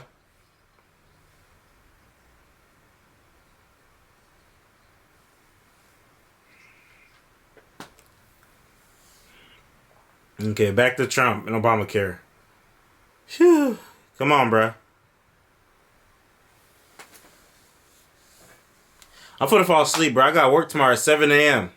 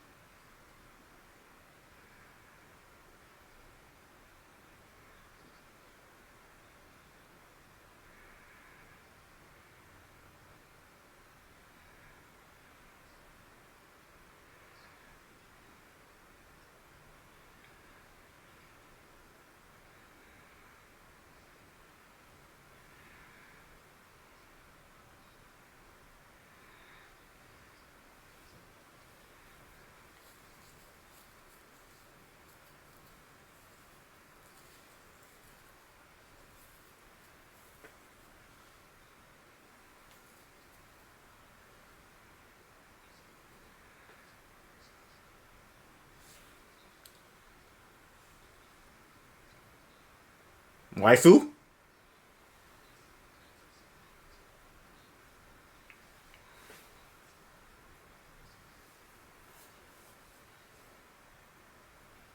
Hmm.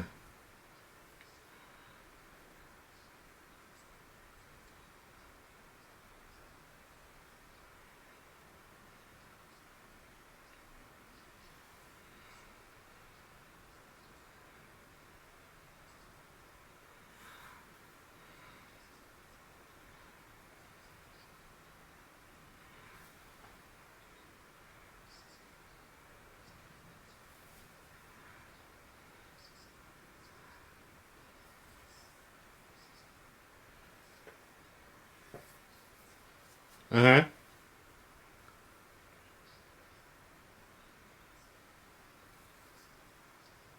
Yep. Yep. Yep. He's spitting.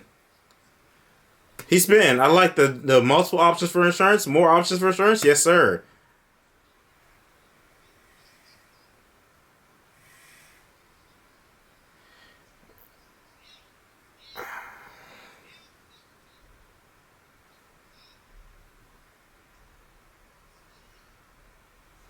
I really thought they were gonna do better than this, bro.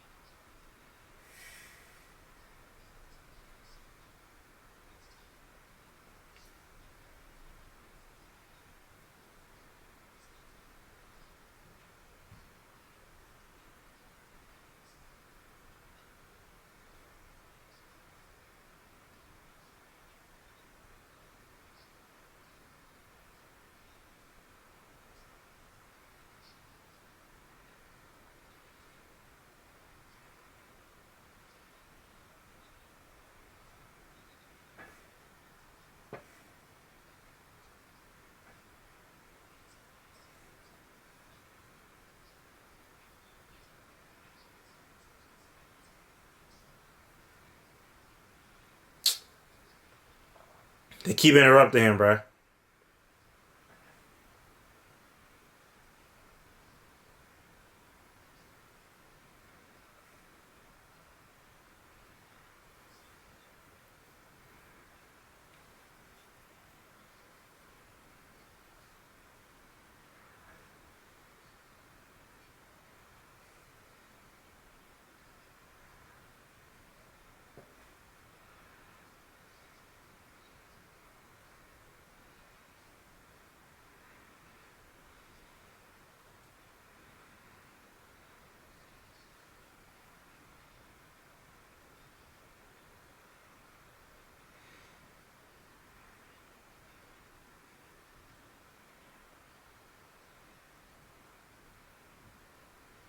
Hmm.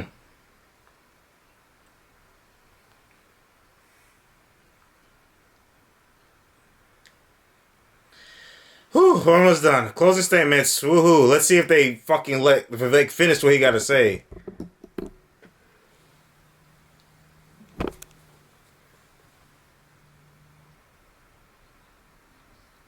Yeah. The media's gonna be super against them, bro. So people that don't use their brains and don't think and didn't even watch it and only gonna see clips, they're gonna say, "Oh, why is he attacking this lady? Oh my god! Oh my god!"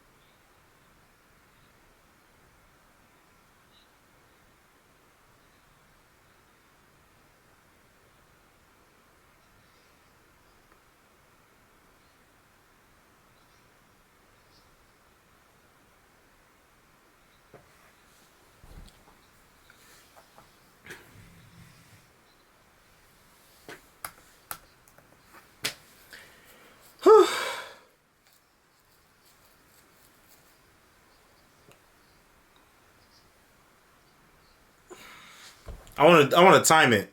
How much time they gonna give him? Hold on, let's count it. Let's do it. Stopwatch. How much time they give him? Ready, set.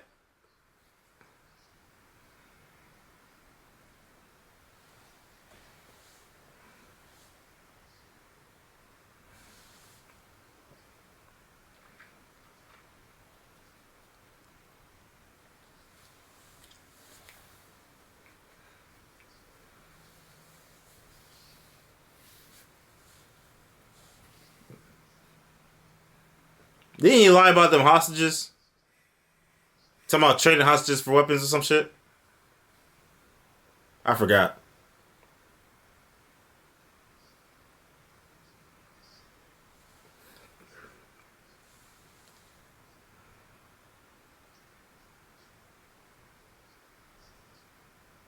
Okay. Okay. Boom. 43 seconds for Krispy Kreme.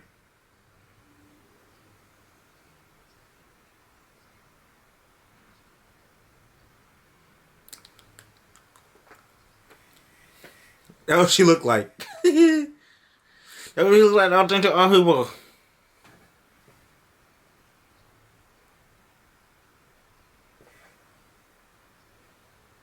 This is gonna go great if they do Vivek last. Yeah, Vivek is gonna go last. Yes.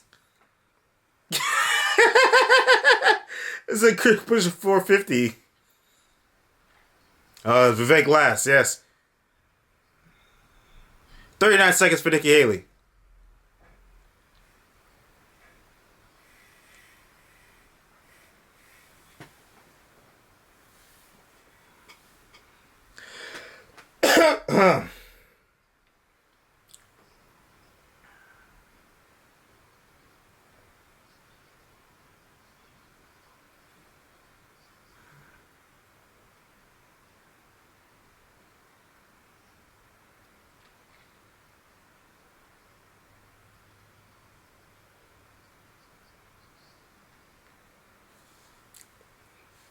39, 40, 41, 42. Wrap it up.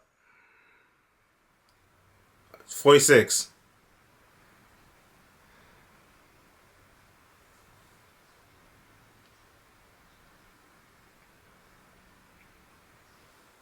Okay. Nice ad-libbing. Nice freestyling.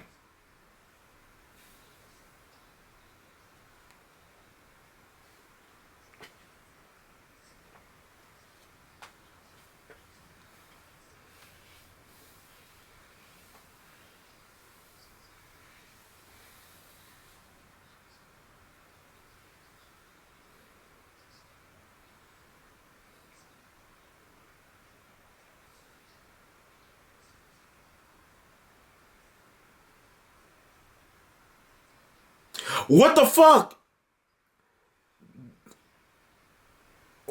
Whoa. That was 43 seconds. That was 43 seconds. That was 43 seconds. That's crazy. Thank you, Sarah. Okay, yeah. They tripping, bro. They tripping.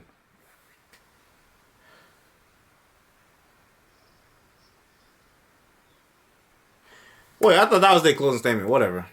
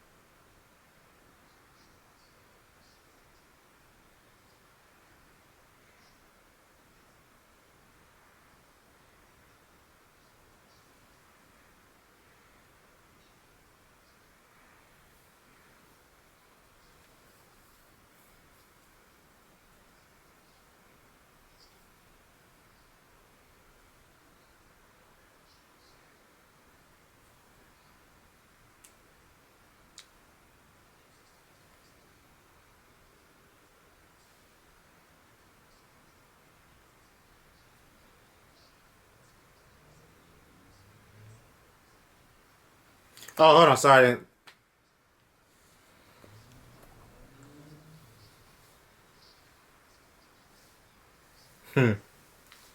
Yeah, bring up nuclear. Bring up nuclear.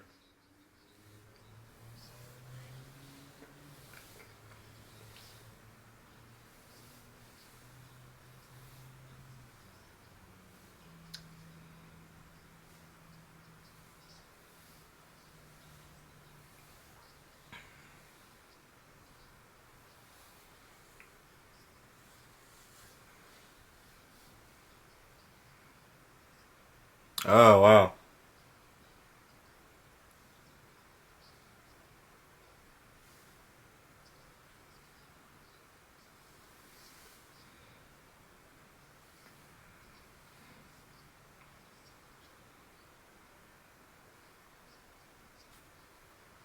Mm.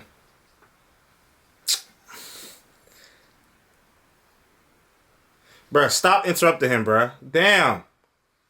The only one that got something to say, they interrupted him. Shut up. I don't care.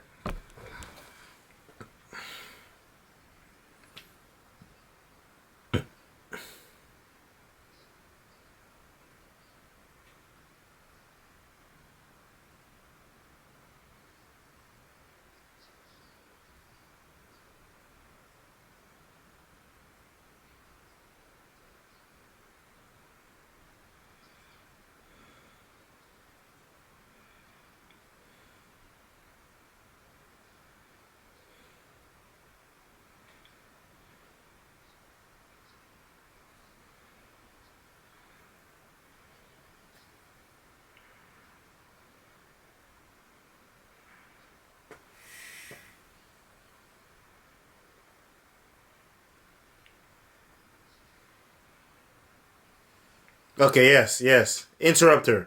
Yeah.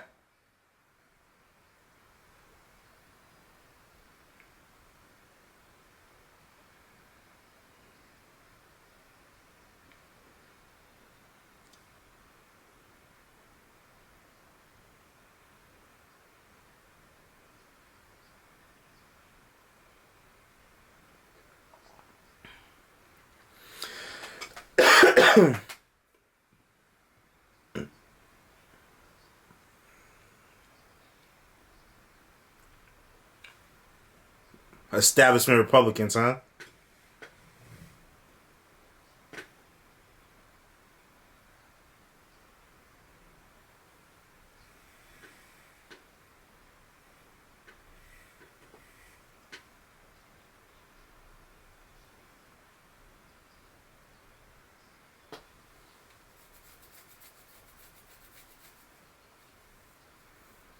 Shut the fuck up. Shut up.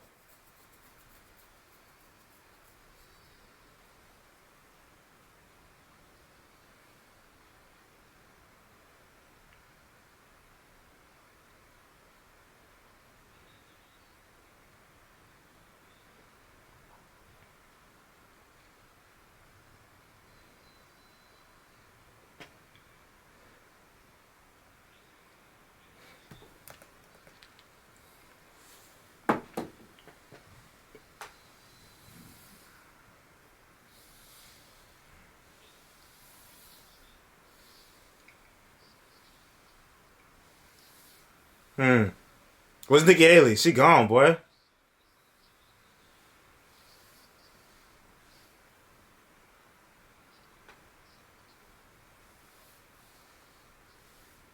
That's cap. They're lying. Bro, Krispy Kreme Chrissy just shook Vivek's hand. Look, he just shook his hand just now. Look.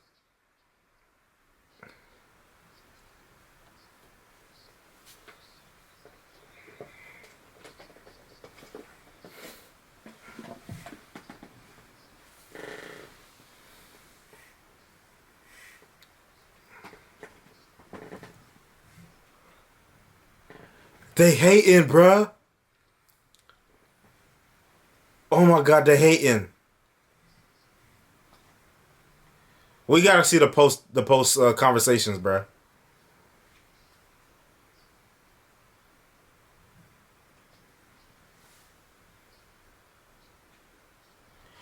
Oh, Cuomo said that. That's Cuomo talking. So of course he fucking said that shit. He got a problem with Vivek, bro. Vivek got him last time he was on the show. Hold on.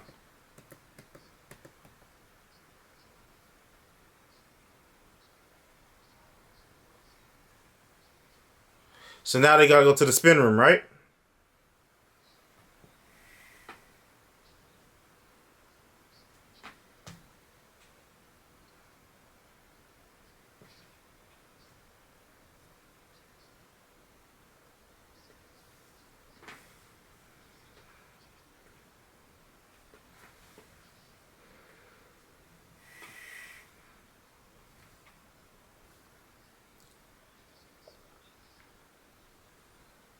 They're gonna frame it like, oh look, she didn't react from constant misogynistic attacks from her peers. And bruh, I don't like this. I don't like this. I don't like this. Yep, victim.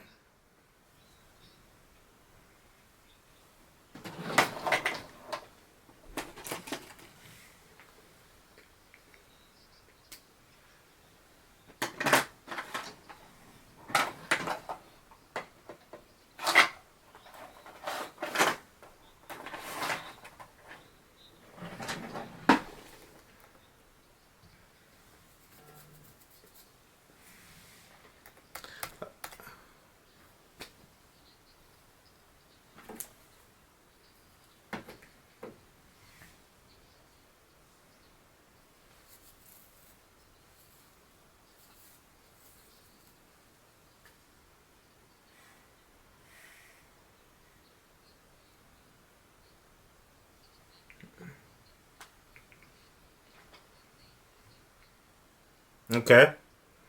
Pretty fair.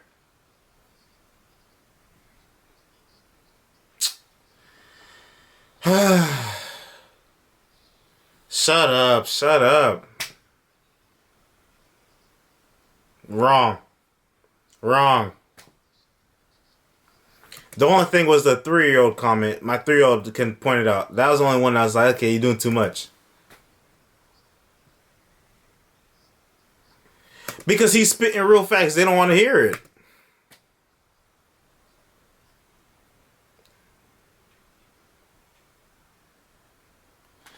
Oh, it's him. It's him. He's the one that was criticizing Kendrick Lamar when he dropped the Pimp Butterfly. Gerald, whatever his name was. He used to be on Fox News.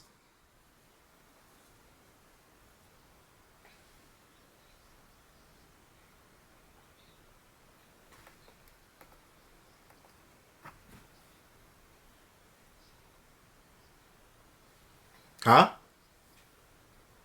What are you talking about?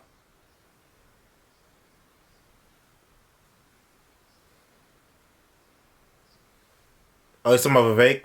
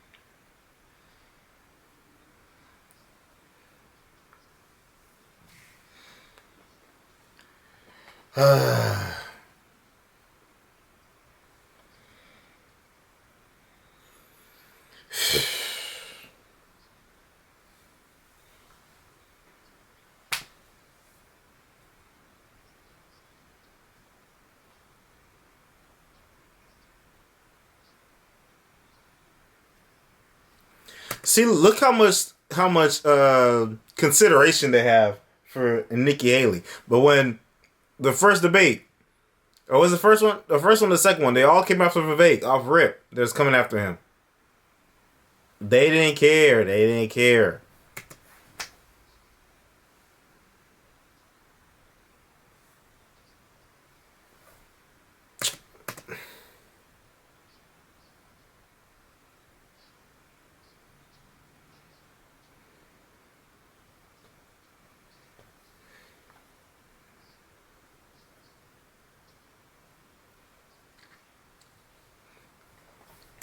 All it is, these are establishment people, bro. Okay, they don't see a lot of the actual issues that are plaguing the shit that's going on. These people like the status quo. They like the regular smegular politics where shit don't really happen for real. Vivek is very different. He's younger, more energy, and he's calling shit out for what it is and explaining things. They're not used to people explaining stuff. Right? Oh, he comes off as a know-it-all. Nigga, he's telling you what he gonna do and why it's a good thing. It isn't a good thing for the president to know what the fuck he's talking about. You know what I'm saying? Oh my gosh, bro. But these people don't see an issue with what's going on for real. They're focused on, oh, Trump bad, yada yada yada. We don't really like Biden that much, but yada yada yada. No, bro, no.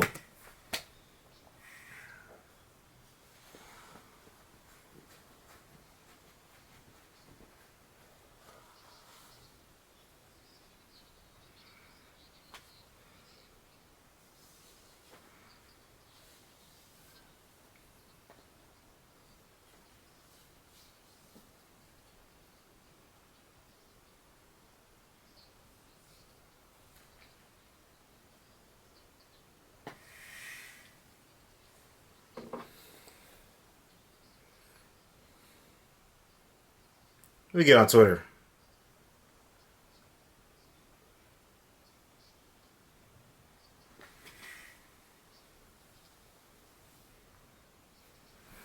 Everybody on Twitter, on X, everybody on Twitter is fucking with Vivek. Like, bro, these people, this is what it is, bro. When somebody that speaks for actual people, real people, or you say the populist right or whatever, populist Republicans, these people on the news, on the TV, they don't speak for them. They speak for the mainstream. They speak for the establishment. That's what they speak for.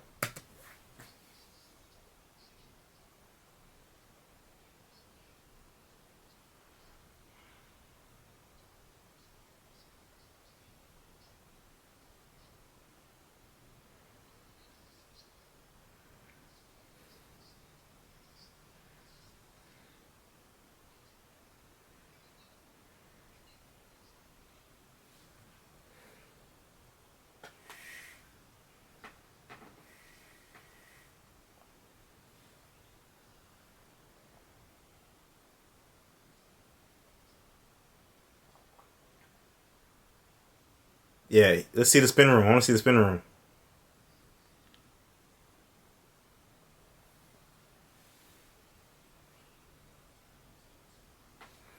Look at this. Look at this. Hold on.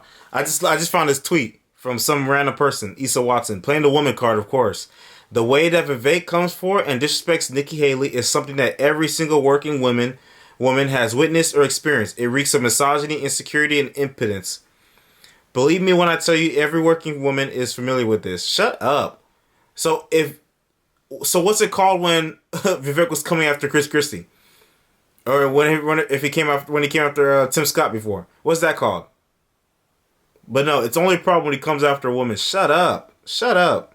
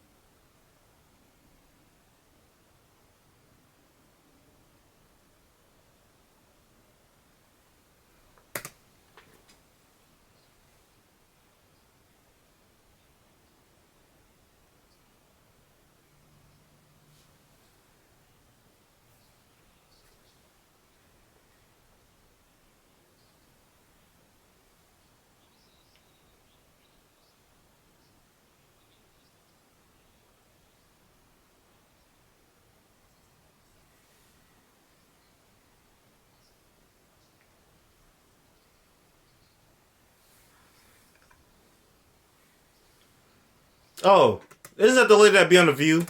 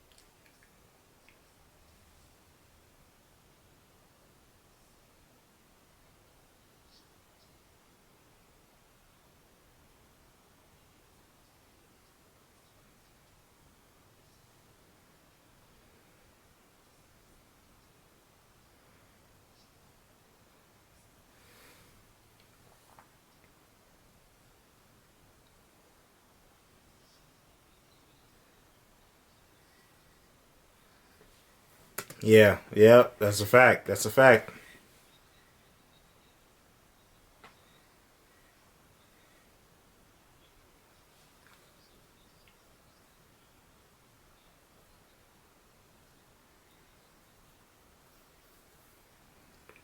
Oh my gosh, this guy, Van.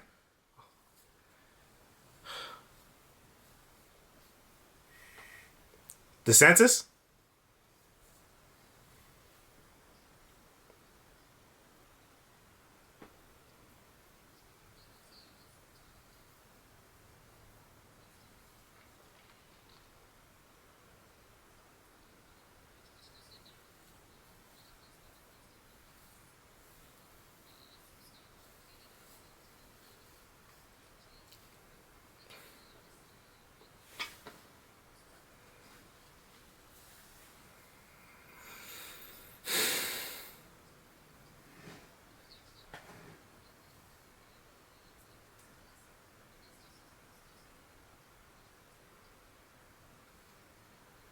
Oh, that side profile terrible. Whoosh.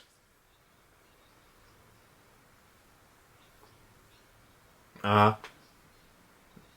He wins. Yep.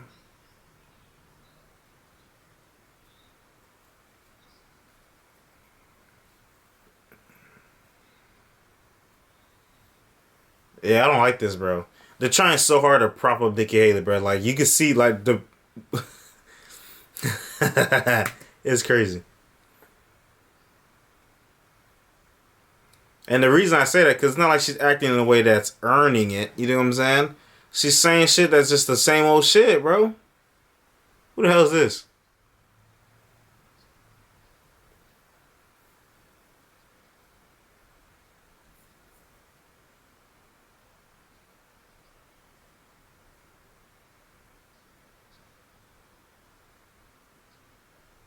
Let's skip ahead. I want to see if he goes to the spin room.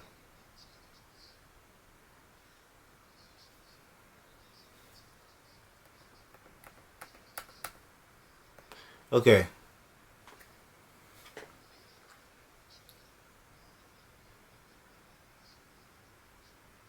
Actually, you know what? You know what? This is the debate. This is the debate. Let me know what y'all thought about the debate. I thought it was fucking some bullshit. Okay? It's some bullshit. Whatever.